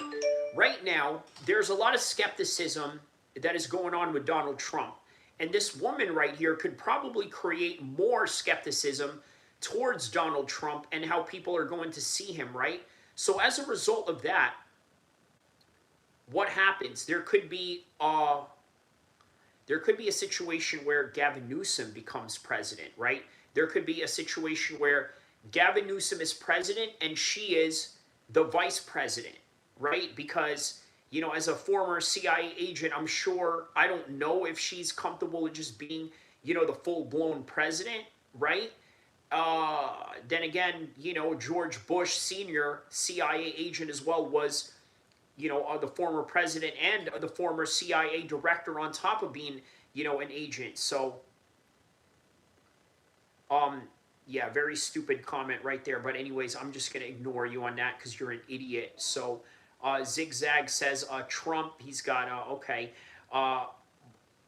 Bawan says, what about the Epstein files? These Trump supporters conveniently forget that. Yeah, that's the other thing about this too, right? Uh, they are willing to forget that, but they are also willing to. Yeah, he says, I love children and I don't love predator. I don't love the predators of them. Ali Khan says, how was his address to the U.S. people, Trump, today? Well, this woman is the, okay, so Ali Khan, just to kind of give you a little bit of perspective, right? Um, there is a tradition in the U.S. whenever there is a State of the Union address by the president, the tradition is usually the opposite party would have one representative make a rebuttal of everything that he said, and that is what we are listening to right now. So let's listen into Governor Abigail Spanberger, former CIA agent turned governor. So, very interesting stuff here. So here we go. In the most innovative and exceptional nation in the history of the world, Americans deserve to know that their leaders are focused on addressing the problems that keep them up at night. Problems that dictate where you live, whether you can afford to start a business, or whether you have to skip a prescription in order to buy groceries. So I'll ask again. Is the president working to make life more affordable for you and your family? We all know the answer is no. I grew up in a house of service. My mother was a nurse, and my father was a career law enforcement officer. I began my career by following in my father's footsteps as a federal agent, working money laundering and narcotics cases. I worked side by side with local and state police to keep our community safe and to uphold and enforce the law. Law enforcement officers across the country know that it is a unique responsibility to do the serious work of investigating crimes, comforting victims, and making arrests. It's about building trust, and that requires an abiding sense of duty and commitment to community. And yet, our president has sent poorly trained federal agents into our cities, where they have arrested and detained American citizens and people who aspire to be Americans. And they have done it without a warrant. They have ripped nursing mothers away from their babies. They have sent children, a little boy in a blue bunny hat, children to far off detention centers. And they have killed American citizens in our streets. And they have done it all with their faces masked from accountability. Wow. Okay. Look, I told you guys, I'm politically neutral, okay? I'm politically neutral, which is why you have to hear me when I say this. Those are powerful statements, okay? I need you guys to understand something, right? The majority of Americans are centrist, okay? They are conservative centrist. The majority of Americans, this is the overall this is the overall findings and the overall research that has been done over the years to try and understand the overall political landscape of America. America is a conservative, centrist country. Now, why do I say that? The centrist part is what you call swing voters, okay? You may know your friends who are hardcore Republicans. You may have friends that are hardcore Democrats and hardcore liberals. But the majority of Americans are centrist. The majority of Americans are swing voters. What she is saying right now is swinging a lot of people towards the direction of whatever Democratic candidate they're going to have in 2028. Now, Mark Block says here, shout out to Mark Block, first time I seen you here, he says, yes, he is. Are you saying that in reference to earlier when she was talking about how, Donald Trump is not making anything affordable in America? Is that what you are referring to, Mark Block? Let me know if that is what you're referring to. And if that's what you're referring to, let me know if there is a case to be made that Trump is making America affordable again. Right? Because right now it's one thing to make America great, but it's another thing to make America affordable. And is he making America affordable right now? And according to her, she's creating a very compelling case that he's not. Mad Rush 2.0 says Gavin won't win. His state is in a bad shape and has the highest debt. You are right about that, but here's the thing, right?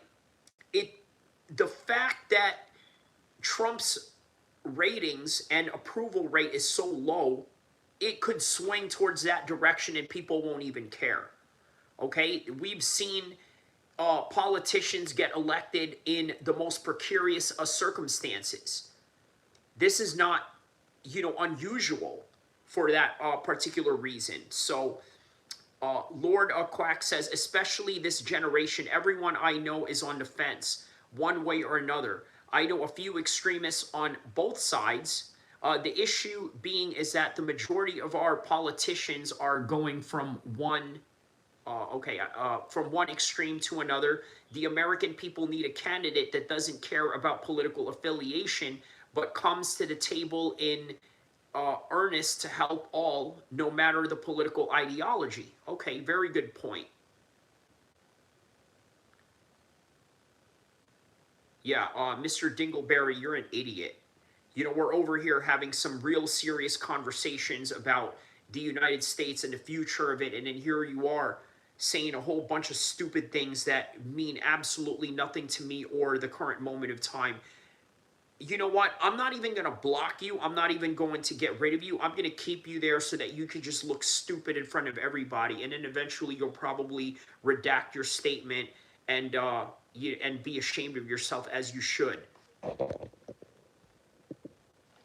Every minute spent sowing fear is a minute not spent investigating murders, crimes against children, or the criminals defrauding seniors of their life savings. Our president told us tonight that we are safer because these agents arrest mothers and detain children. Think about that. Our broken immigration system is something to be fixed, not an excuse for unaccountable agents to terrorize our communities.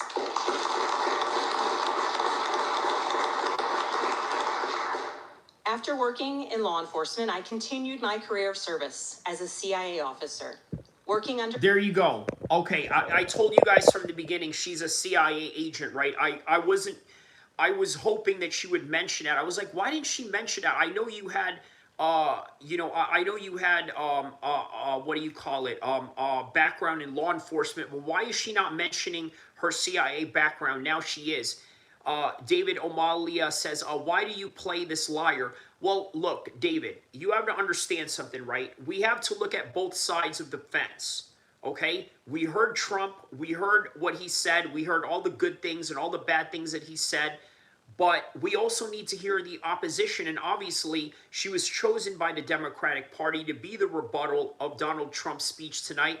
And I think that we owe it to her to listen to what she has to say. And quite frankly, David, she seems to be making a lot of good points, not necessarily, not necessarily a lot of things that I agree with or can, verify, but it sounds very compelling, especially for swing voters. I told you guys, America is a centrist conservative country. Now, that part, centrist, you know what that means? That means swinger votes, swinger voters. Okay, voters that swing one way or another. You know what I mean. There's guys that voted for Obama in 2008, but voted for Trump in 2016. There's people that have voted for Biden in 2020, but then there were people that voted for Donald Trump in 2024. There were people that voted for John Kerry in 2004, but then, voted for George Bush once again in his second term. It's all relative and it's all subjective, right? So he says one side tells the truth. David, listen, I don't know what to tell you, man. Maybe you live in an echo chamber. No offense, bro. Hooper says, my mom says she'll never vote Republican again, and I told her That's her problem. She's giving in to the divide they sue. That's what I'm saying, right?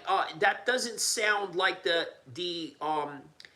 silent majority Look, the silent majority Americans are centrist conservatives, and then sometimes centrist liberals, right? But centrist is the key word for swing voters. David says 4,000 illegals, 3,000 missing children in Minnesota alone.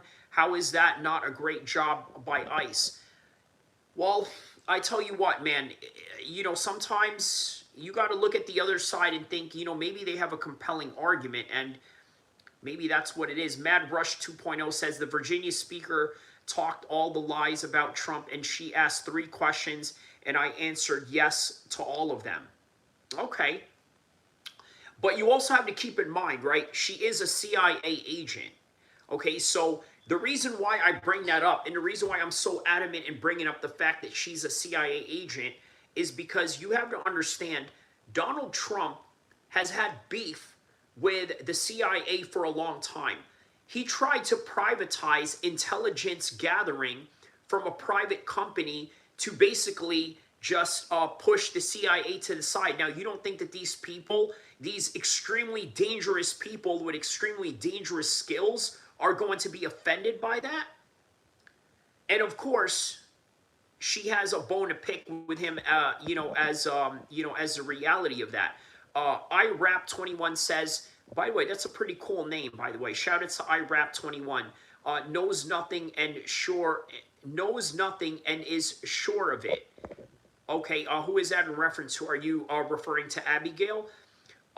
Quack says, David is the perfect example of a narrow-minded individual who is so fixated on the good things rather than the negative that seems to be outweighing quite heavily the good things. Okay, that's a very interesting take. History with Mr. E says, half my Republican family has jumped shift. It's a dumpster fire. Anyone who can read a 6th grade level can see it. There you go, man. So that's exactly what I'm talking about, right? This is the majority of Americans. They are what? They are centrist. They are either centrist conservatives or centrist liberal. And the centrist part, once again, is what? Keyword for swing voters. Now, Hopper says there's no such thing as ex-CIA. I would have to agree with that, right? Because even though you're no longer active in the agency, if you have security clearance, they still brief you on certain things. Site says, no one I know has jumped shift on Republican agenda. Well, it all depends on where you are and what part of the country you live in, and and what type of echo chamber is around you. Masila says, do you remember me? Yes, I do remember you now. Yes, I remember you now. So what I would like you to do is recommend me to other viewers in the Philippines if you can, so that I can grow a fan base out there as well as I grow a fan base in America. I grow a big fan base in Europe based on my mixed martial arts content that I do. So I hope all of you guys that are in here right now do end up liking and subscribing to my channel, because if I do political content, you better believe that the political content I'm going to make is going to be fair and objective and has no sides to anything, because, quite frankly, I don't believe in, one party over the other. So that's what it is. He says, do you know Baguio? Yes, Baguio is north in the Philippines. I'm very familiar with that part of, well, I'm not familiar with it, but I do know that part of the Philippines. I'm more familiar with Iloilo City. I'm more familiar with Boracay. I'm more familiar with Cebu. Maybe even Mindanao, right? Indicative of my beard being a Muslim guy, obviously. But Bear B says, I need no chamber. I make my own choices. There you go. There you go. Majority of Americans, as I said, centrist right or centrist left. And centrist is what? Keyword for swing voters. And you look at the comment section right now, you see that the people are saying a lot of them have jumped shifts. So there you go. undercover to protect the United States and our allies from global threats, terrorism, nuclear weapons, and the aggression of adversarial nations around the globe. But as the president spoke of his perceived successes tonight, he continues to cede economic power and technological strength to Russia, bow down to China, bow down to a Russian dictator, and make plans for war with Iran. Here's the truth. Over the last year, through Doge, mass firings, and the appointment of deeply unserious... Now, I want you to also understand, right? I recognize that she's a CIA agent and that she has a dog in this fight. You have to remember, Donald Trump outsourced intelligence services on the private sector and shunned out the CIA. And that left a lot of them offended. And by the way, if you remember, there's a reason why Donald Trump appointed Kash Patel as his FBI director. The last FBI director, James Comey, told Donald Trump, I don't owe you any loyalty. I owe loyalty to the Bureau. And guess what happened? He's like, okay, we'll see about that. We'll see about that. And he challenged him. Right? So you remember, this is a man who has a bone to pick with the intelligence service. And this woman who was asked to be the representative tonight and asked to be the rebuttal, okay, was a former CIA agent. He says, is your smoke detector beeping? Please tell me it's not. I'm not even joking. No, I don't know what you're hearing. You know, maybe you're hearing something else. I don't know. But yeah, I don't know if that's some sort of like, you know, a black joke that you're making at me or whatever. He says, I just heard something. I don't know what you heard beep, but anyways. Serious people to our nation's most serious positions. Our president has endangered the long and storied history of the United States of America being a force for good. So I'll ask again, is the president working to keep Americans safe, both at home and abroad? We all know the answer is no. In his speech tonight... Yes, M.A. I do know Barack M.A. I scuba dived out there, yes. E-Man Caswall says, who is this? This woman, so this woman that we're listening to right now, obviously we listened to Donald Trump's speech tonight, the State of the Union. It is a tradition in America that whenever the president speaks, the opposite party of the president gets to rebuttal to state their case for their party and for the state of the country. And the Democrats tonight picked her. She happens to be a former CIA agent that is now the governor of Virginia. So I hope that explains it. The president did what he always does. He lied, he scapegoated, and he distracted.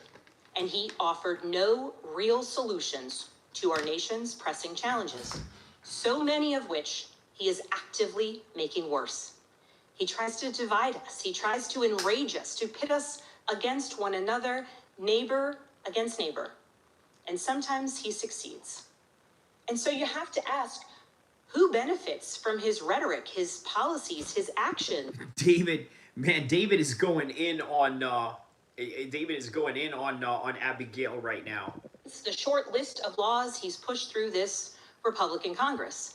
Somebody must be benefiting. He's enriching himself, his family, his friends. The scale of the corruption is unprecedented. There's the cover-up of the Epstein files, the crypto scams, cozying up to foreign princes for airplanes and billionaires for ballrooms, putting his name and face on buildings all over our nation's capital. This is not what our founders envisioned, not by a long shot. Look, she's right about that. What did Trump do at the Kennedy Center in Washington, D.C.? He renamed it the Trump Center, the Trump Library. So there you go. He says that one wants to text even the dog walker. MP says Abigail smoking crack or something. I mean, you know what? She does kind of remind me of Carrie Mathison from Homeland, right? And, you know, there were a couple of scenes where she did have some sort of like issues with prescription drugs of some sort. So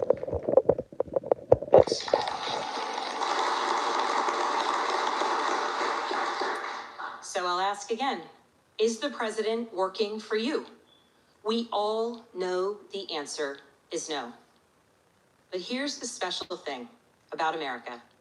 On our 250th anniversary, we know better than any nation what is possible when ordinary citizens, like those who once dreamed right here in this room, reject the unacceptable. Josie Perez says they sold her as a moderate. We call it the Mamdani effect down in Florida. Very interesting. Okay. David O'Malley says AOC and Crockett do heroin together. And yeah, we read that part with MP says that he's smoking crack or something. And demand more of their government. We see it in the determination of students organizing school walkouts all across the country, whose voices are becoming so powerful that the governor of Texas seeks to silence them. Jose says, yeah, the president is working for us. High-paying jobs are coming to the United States. Unfortunately, we don't have a lot of graduates in this field. Okay. Yeah, the president is working for us, higher-paying jobs. Okay, I see what you're saying there. We see it in the bravery of Americans in Minnesota standing up for their communities, from peacefully protesting in sub-zero temperatures to carpooling children to school so that their immigrant parents are not ripped away from them in the parking lot. As a mother of 3 school-age daughters, I am inspired by their bravery, but I am sickened that it is necessary. And Americans across the country are taking action. They are going to the ballot box to reject. Jose Perez says New York City with 6 million has a higher budget than the whole state of Florida with 30 plus million. David O'Malley says, who is dumber, Crockett, AOC, or Kamala? Who gets the gold, silver, and bronze? Okay, let's go with this, right? Okay. I'm going to go with AOC as the dumbest of them all, so she gets the gold. I'm going to give Crockett the silver and Kamala the bronze. Yeah, I'll go with that, right? I mean, that's a hard one, bro. Yeah, that's a hard one. So, you know, yeah, that's a pretty difficult one. So, yeah. This chaos. It's my best answer. With their votes, they are writing a new story, a more hopeful story. In November, I won my election by... E-Man says, the problem with both sides is that people aren't willing to listen and see each other's people's perspective. The worst thing we can do is view the world in a biased, close-minded way. I'd have to agree with that. He says, I agree, AOC gets the gold. For sure she gets the gold. Look, AOC is a DEI hire. I mean, let's just be honest about that, right? Like, you know, the Democrats see her as an asset, Latina, right, was, you know, educated in Boston. Yeah, man, you know, a DEI hire, and you know what, like, let's be honest, right? She's kind of like candy to, you know, even, you know, young Republican men, right? I mean, even some young Republican men kind of, you know, thirst at her, and you guys know it, right? So, Jose Perez says, if she inspired, she can go out there and sub-zero temperature. Yeah, AOC looks like a chihuahua. I mean, yeah, sure. I can't disagree with that. Sure, yeah. By 15 points.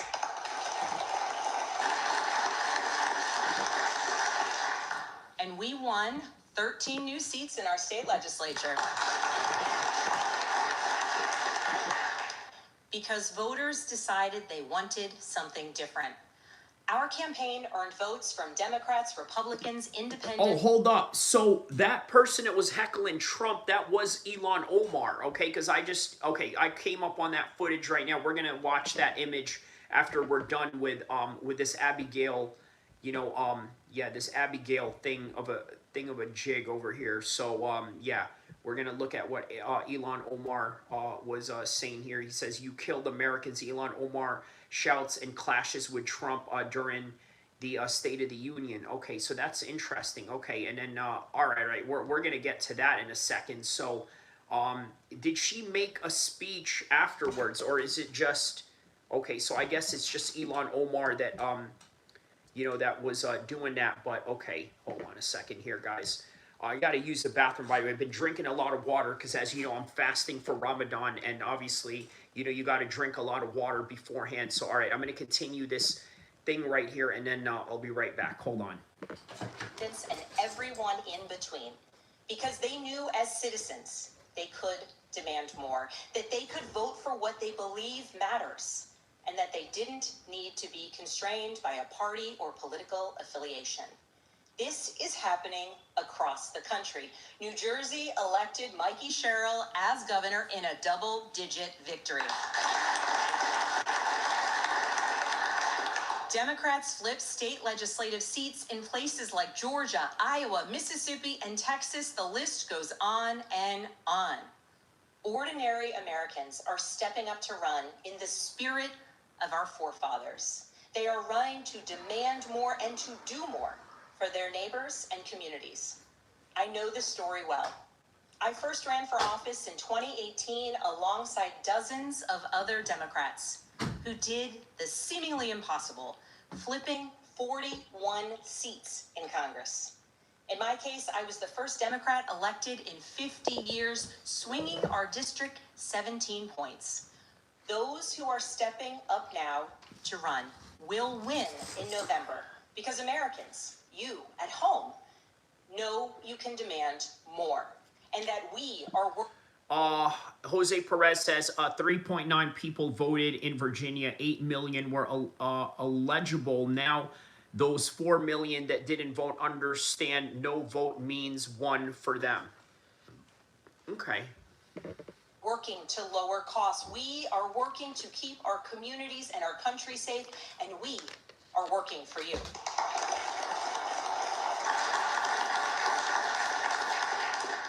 In his farewell address, George Washington warned us about the possibility of, quote, cunning, ambitious, and unprincipled men rising to power. Wow. Did George Washington really say that? If so, hear that again, okay? His farewell address, George Washington warned us about the possibility of, quote, cunning, ambitious, and unprincipled men rising to power. But he also... And who's that? Cunning, ambitious, and what? Cunning, ambitious, and unprincipled men rising... And unprincipled men. I mean, it's fair to say Donald Trump is unprincipled in some kind of way, right? 100 Talent says, without lies, Isla dies. Okay. Without lies, Isla dies? What do you mean? Without lies, Isla dies. What does that mean? 3.9 million, Jose Perez says. Power. But he also encouraged us, all Americans, to unite in a common cause, to move this nation forward. That is our charge once more, and that is what we are seeing across the country. It is deeply American and patriotic to do so, and it is how we ensure that the state of our union remains strong, not just this year, but for the next 250 years as well, because we, the people, have the power to make change, the power to stand up for what is right, the power to demand more of our nation. David O'Mala says, Trump 2028. Well, we can't put Trump in 2028, right? You would probably mean J.D. Vance 2028. Look, David, you saying that is what concerns a lot of Americans, right? If you're saying Trump, are you talking about Trump as in, what do you call it? As in, like, another Trump family member and not necessarily Donald himself, right? Then, okay, then maybe they could get behind that, right? But you can't put Trump in a third term. It's not the laws of the land. So 100 Talent says, Aquais Iqbal YouTube. What does that mean? What do you mean by that? Is that a name of someone? Awas Iqbal. Roosevelt served 3 terms.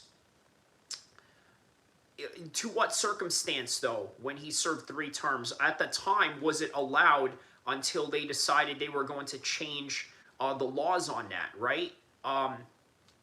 Yeah, so Donald Trump is no Roosevelt, certainly no Roosevelt, so all right, so that's the end of that. That's the end of that response.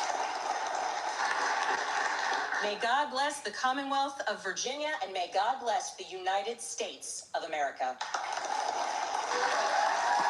He said the laws of the land was not clear. Okay.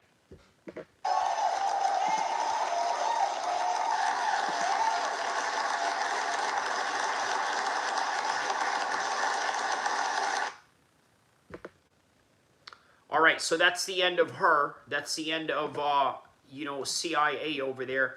All right, let's hear Ilhan Omar shout at Donald Trump here, right here. Let's hear what, yeah, so all that heckling going on, I did not realize that that was Ilhan Omar.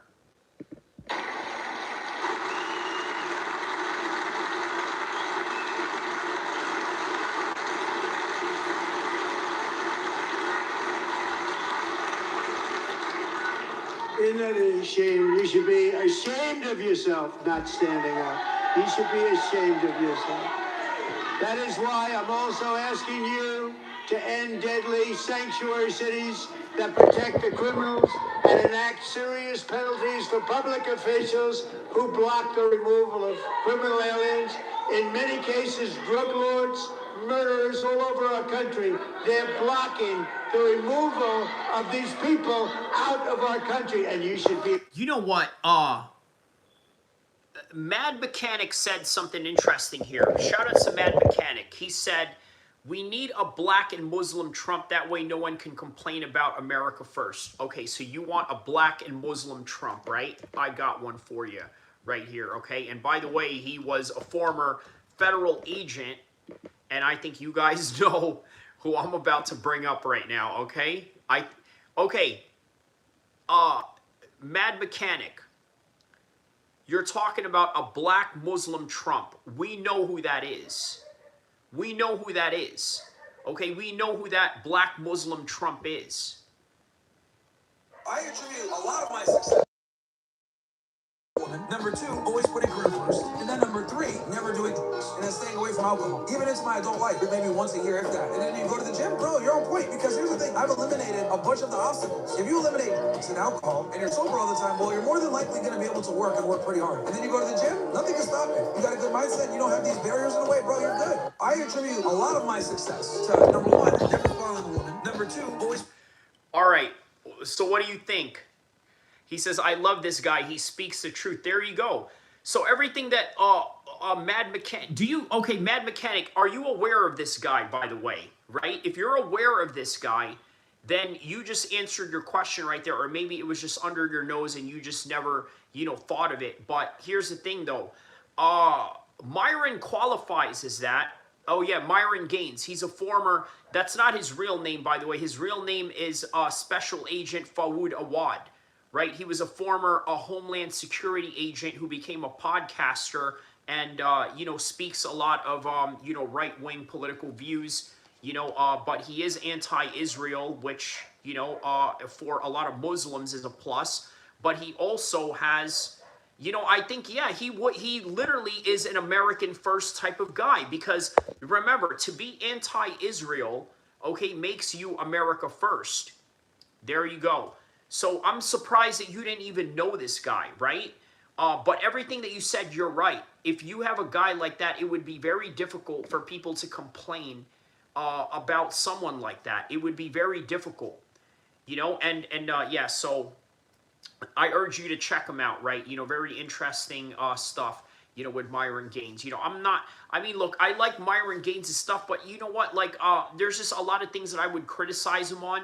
Like, for example, I don't think that he's conservative enough in a Muslim sense, right? He's conservative in a secular sense, but not conservative to his Islamic practice. Now, would it be cool if he could be a bit of a conservative Muslim as well as take a conservative stance.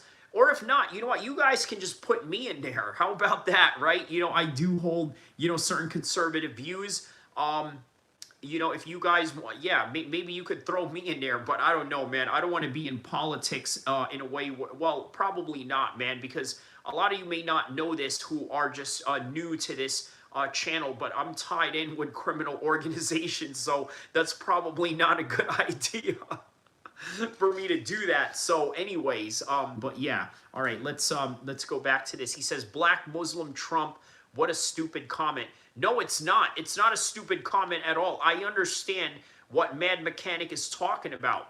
What he's saying is that if you have a guy like that, all of these liberal talking points that you have subsides away from the reality of your arguments, because you know what, you're talking to a guy that is black, that is Muslim, that is marginalized, but happens to have an American first conservative values. But anyways, let's continue on with Ilhan Omar and her angry little face that she's making right here. Look at this.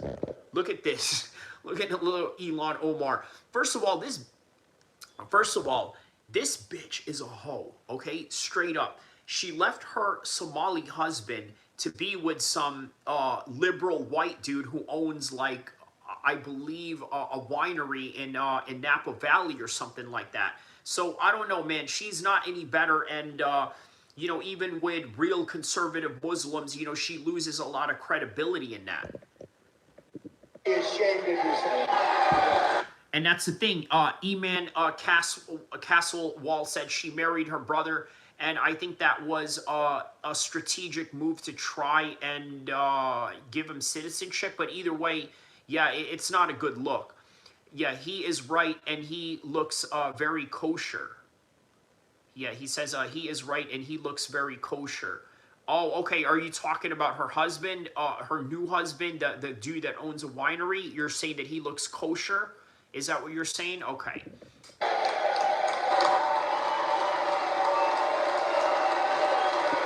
David Santiago says kick her out. She didn't get kicked out of the State of the Union, did she?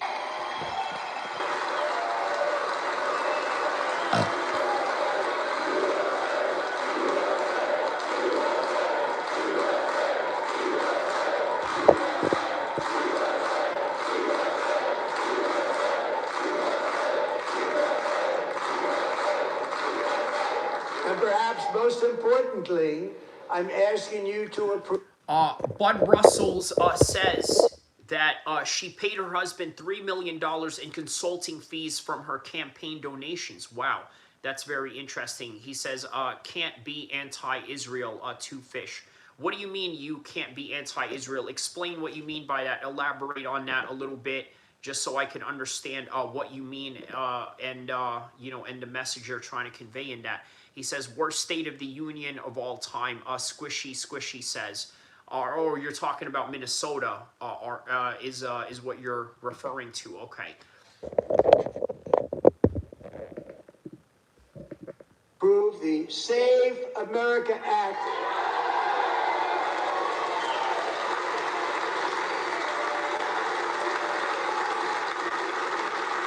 We stop illegal aliens and others who are unpermitted persons from voting in our. All right, so what else here? Let's see here. More on Ilhan Omar on this one, man. Yeah, what a wild night, man. Really wild night. Okay, so what else? What else other stuff? Ilhan Omar shakes her head as Trump decries Somali migrants. Okay, this is a good one. Let's check this one out right here. The Somali pirates who ransacked Minnesota remind us that there are large parts of the world where bribery, corruption, and lawlessness are the norm, not the exception. Importing these cultures through unrestricted immigration and open borders brings us problems. Listen, David said this is the best State of the Union ever. Let me tell you, I'm glad that I covered it, okay? Regardless of what side or political aisle I'm going to take this on. I kind of understand both sides of this, right? I agree.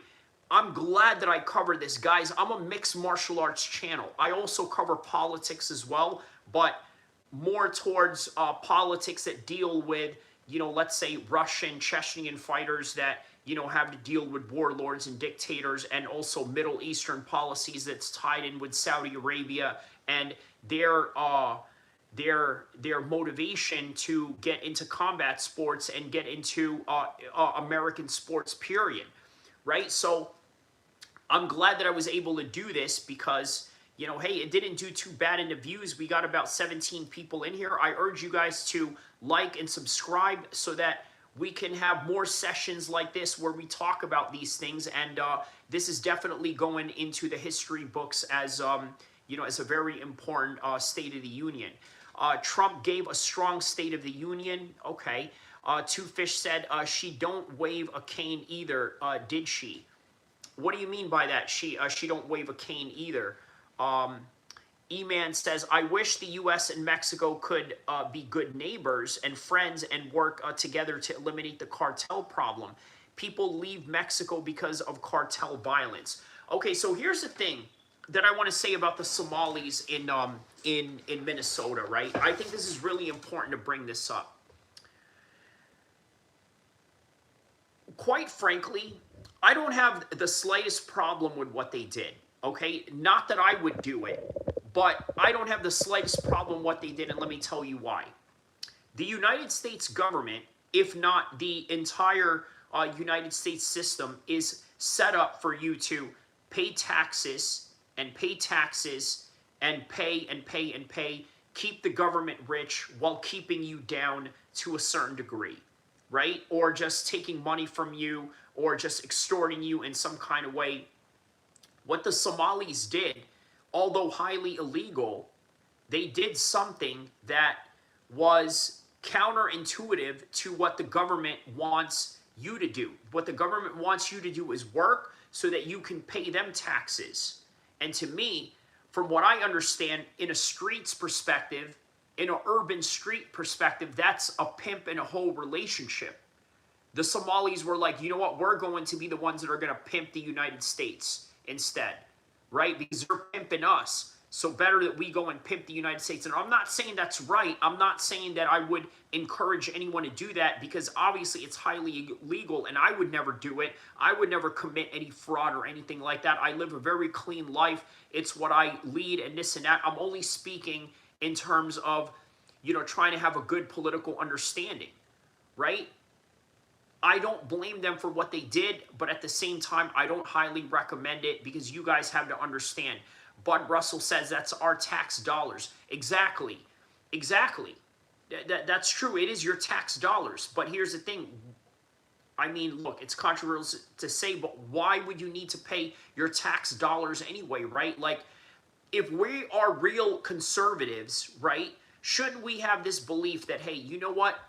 Better that we keep all of our money, right? We don't need to be giving our money away to the government or anything like that. Better that we, keep it to ourselves. What we earn, we keep, right? That is the old school Republican mentality or the old school conservative mentality, right? Why not run with that? Unfortunately, that's not the case. The government is pimping you, and the Somalis were like, you know what? We're going to go and pimp them. Two Fish says, it's our biblical duty to be with Israel. I mean, you know what? I think, we'll discuss that for another time, but I think, yeah, let's not get controversial on that. All right, if you believe that, okay, that's cool. Bud Russell says, I worked 47 years. That is my tax dollars. I mean, yeah, that's the unfortunate truth of our system, though, isn't it? Right? There are people that either scam or people that get scammed or people that are somewhere in between. And, that's the unfortunate reality. For 1 John chapter, Mad Mechanic says, no, that's not true. What's not true exactly? Let me know what's not true. He says, that's why she didn't get kicked out. That's why she didn't get kicked out. Why didn't she get kicked out? Israel is not the chosen people. Okay. That saying that Israel is not the chosen people. Okay, so good. Okay, we got a combination of people that are pro-Israeli and then people that are anti-Israeli in here. This is a great, discourse that we can definitely have. He says, Bud Russell says, you don't work, you don't eat. I agree with that. I do agree with that. But I think sometimes, the taxes that the government places upon you is a little too much, especially out here in California. But you guys know. Mad Mechanic says, I know my Bible. Okay. David says, are you Somalian? No, I'm not. I'm half Arabic and half Pacific Islander. If that gives you the the proper, what do you call it? Yeah, if that answers the question properly, I suppose, right? Yeah, far from Somalian. I mean, come on, bro. I'm not that dark, am I? You know what I mean? Like, come on now. I know I got dark hair and all that, but I'm not dark skinned in any kind of way. I mean, I'm as Arab as they come. He says, so why do you defend lowlifes? I don't defend them. I'm trying to be very objective in making you understand that when it comes to the government, okay, they are trying to pimp you, and it just so happens that these people are now trying to pimp them. Which is why I don't recommend it, because guess what? You will face a hefty penalty that comes with that, and that is the unfortunate reality of of things. So yeah, Mad Mechanic says he is right. You're saying that I'm right in terms of what I'm talking about? Well, yeah, that's just my view of things, right? Don't go out there and defraud the government or defraud other people, more importantly.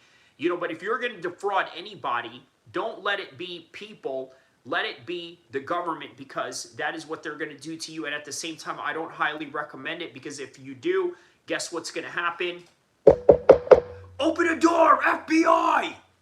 That is what's going to happen. All right, so with that in mind, guys, as you know, I am fasting for Ramadan. I wanted to get in here and just do this one time. And you know what? It was a successful stream. We had about 1,000 people around the world that pulled up. I want to thank everybody for pulling up. And yeah, Bud Russell says stealing is stealing. I agree with you, but then at the same time, I don't agree with you. I guess it depends. It depends on how you look at it. And again, Bud Russell, the way that I can agree with you is understanding it. Hey, look, I would never do it. That's not something I would do. But that's really what it is by the end of the day, right? It's a game of take and take and take, or take and give, or give and take. It just really depends on how you want to negotiate those situations. And then E-Man says, I think if Israel and Palestine's government would promote peace and tolerance, healing could happen. Hate is a sickness. And with that in mind, he says, then don't recommend it. No, Bud Russell, I don't recommend it. I am telling you that the reason of why they are doing it. Okay, I am trying to, and look, notice how David Omalia asked me, are you Somalian? The reason why he asked me that is because I was basically framing that whole entire, argument as if I was the one doing it, right? Well, I'm trying to show you exactly what is in the minds of these Somalis when they're doing it. They feel that, number one, all right, I'm going to leave it off with this, right? Because I have to go, but I want to leave it off with this. The reason why the Somalis are doing this, I want you to think of it like this, right? They feel that many of the United States government in particular has stolen from them, has stolen their land, has created military operations in the 90s where you had U.S. Rangers go down there and destroy that region, right? Destroy the people that were down there. And as a result, they had to go move to Western countries, whether that's in Europe or the United States, being expelled from their homes. And when you feel that way, they feel that it is a no-holds-barred situation where, like, man, you know what? The U.S. government effed us. So in return, we're going to go F the U.S. government, and that is the only reason why they are doing that. So I hope that explains it. And with that in mind, I want everybody to be safe. God bless everybody. Have a beautiful Ramadan. To all the my fellow Muslims out there, continue to fast and continue till the last day of Eid. And let's make it to the finish line with Eid, and and let's get it cracking. Anthony Bevins, shout outs to you. Is this the Anthony Bevins that's the fighter that I've trained with? Let me know if that is who you are. Obviously, there's very few people in the world with the name Anthony Bevins. I'm wondering if that's what it is. He says, I have to give it to the host. He don't shout you down or swear at you. There it is, man. Anthony Bevins. Are you the Anthony Bevins that I know in Sacramento, by the way? The guy that I trained with in Team Alpha Male. Let me know if that is you, my man. Let me know if that is you. He says, no, I am not. And it is an uncommon name. Okay. So, all right. So that's not you. Okay. But nonetheless, yeah, thank you for your compliments. And thank you to everybody around the world that has tapped in. This has been a very historic State of the Union. Obviously, whether you like her or not, or whether you like Trump or not, Elon, Omar, and Trump really were the stars of the show when it came to the State of the Union. Now, was it right for Elon Omar to steal the show in that kind of way, to shout him down in that kind of way? No, because this was Trump's time. It was his time to talk. But Elon Omar did make it entertaining, and it gave us something to talk about. And by the end of the day, that is what it is all about. Guys, please don't forget to like and subscribe. Also, tap into all my live streams and all the videos that I have, especially if you are an MMA fan, because I have all of the, I cover MMA, I cover all of that, and assalamu alaikum wa rahmatullah wa barakatuh. And David O'Malley says she embarrassed herself. I sort of agree with that a little bit. And yeah, Somalis, Marco says Somalis are from Ham. Okay, so you're basically referencing biblical scripture DNA of where people are from and who their relatives are, such as when you mention Isaac, Ishmael, Jacob, and in the tribes of Israel and the tribes of Ishmael, which are the modern lineage of the Arabs, my people, and this and that. And H1 says, how's Ramadan, brethren? Ramadan's very good, man. Ramadan's very good. Not too hard. The Ramadan in the West Coast of America is not hard right now. Every Ramadan is different because of time zones and time frames. But this year, the Ramadan here in the West Coast, it's only 12 hours of fasting. Whereas if you are a Muslim in, let's say, the Netherlands or maybe even in Greenland, it is a lot longer because of the time frame that they have with the sun being up and the sun being down. And it all depends on what part of the world you are from. All right, guys, listen, that is all that I have with this one. Don't forget to like and subscribe. I will see you in the next one, inshallah. And this has been a good one. He says, do you train with Brock Lesnar? No, because I'm not from Minnesota. And with that in mind, I'll see you in the next one, inshallah.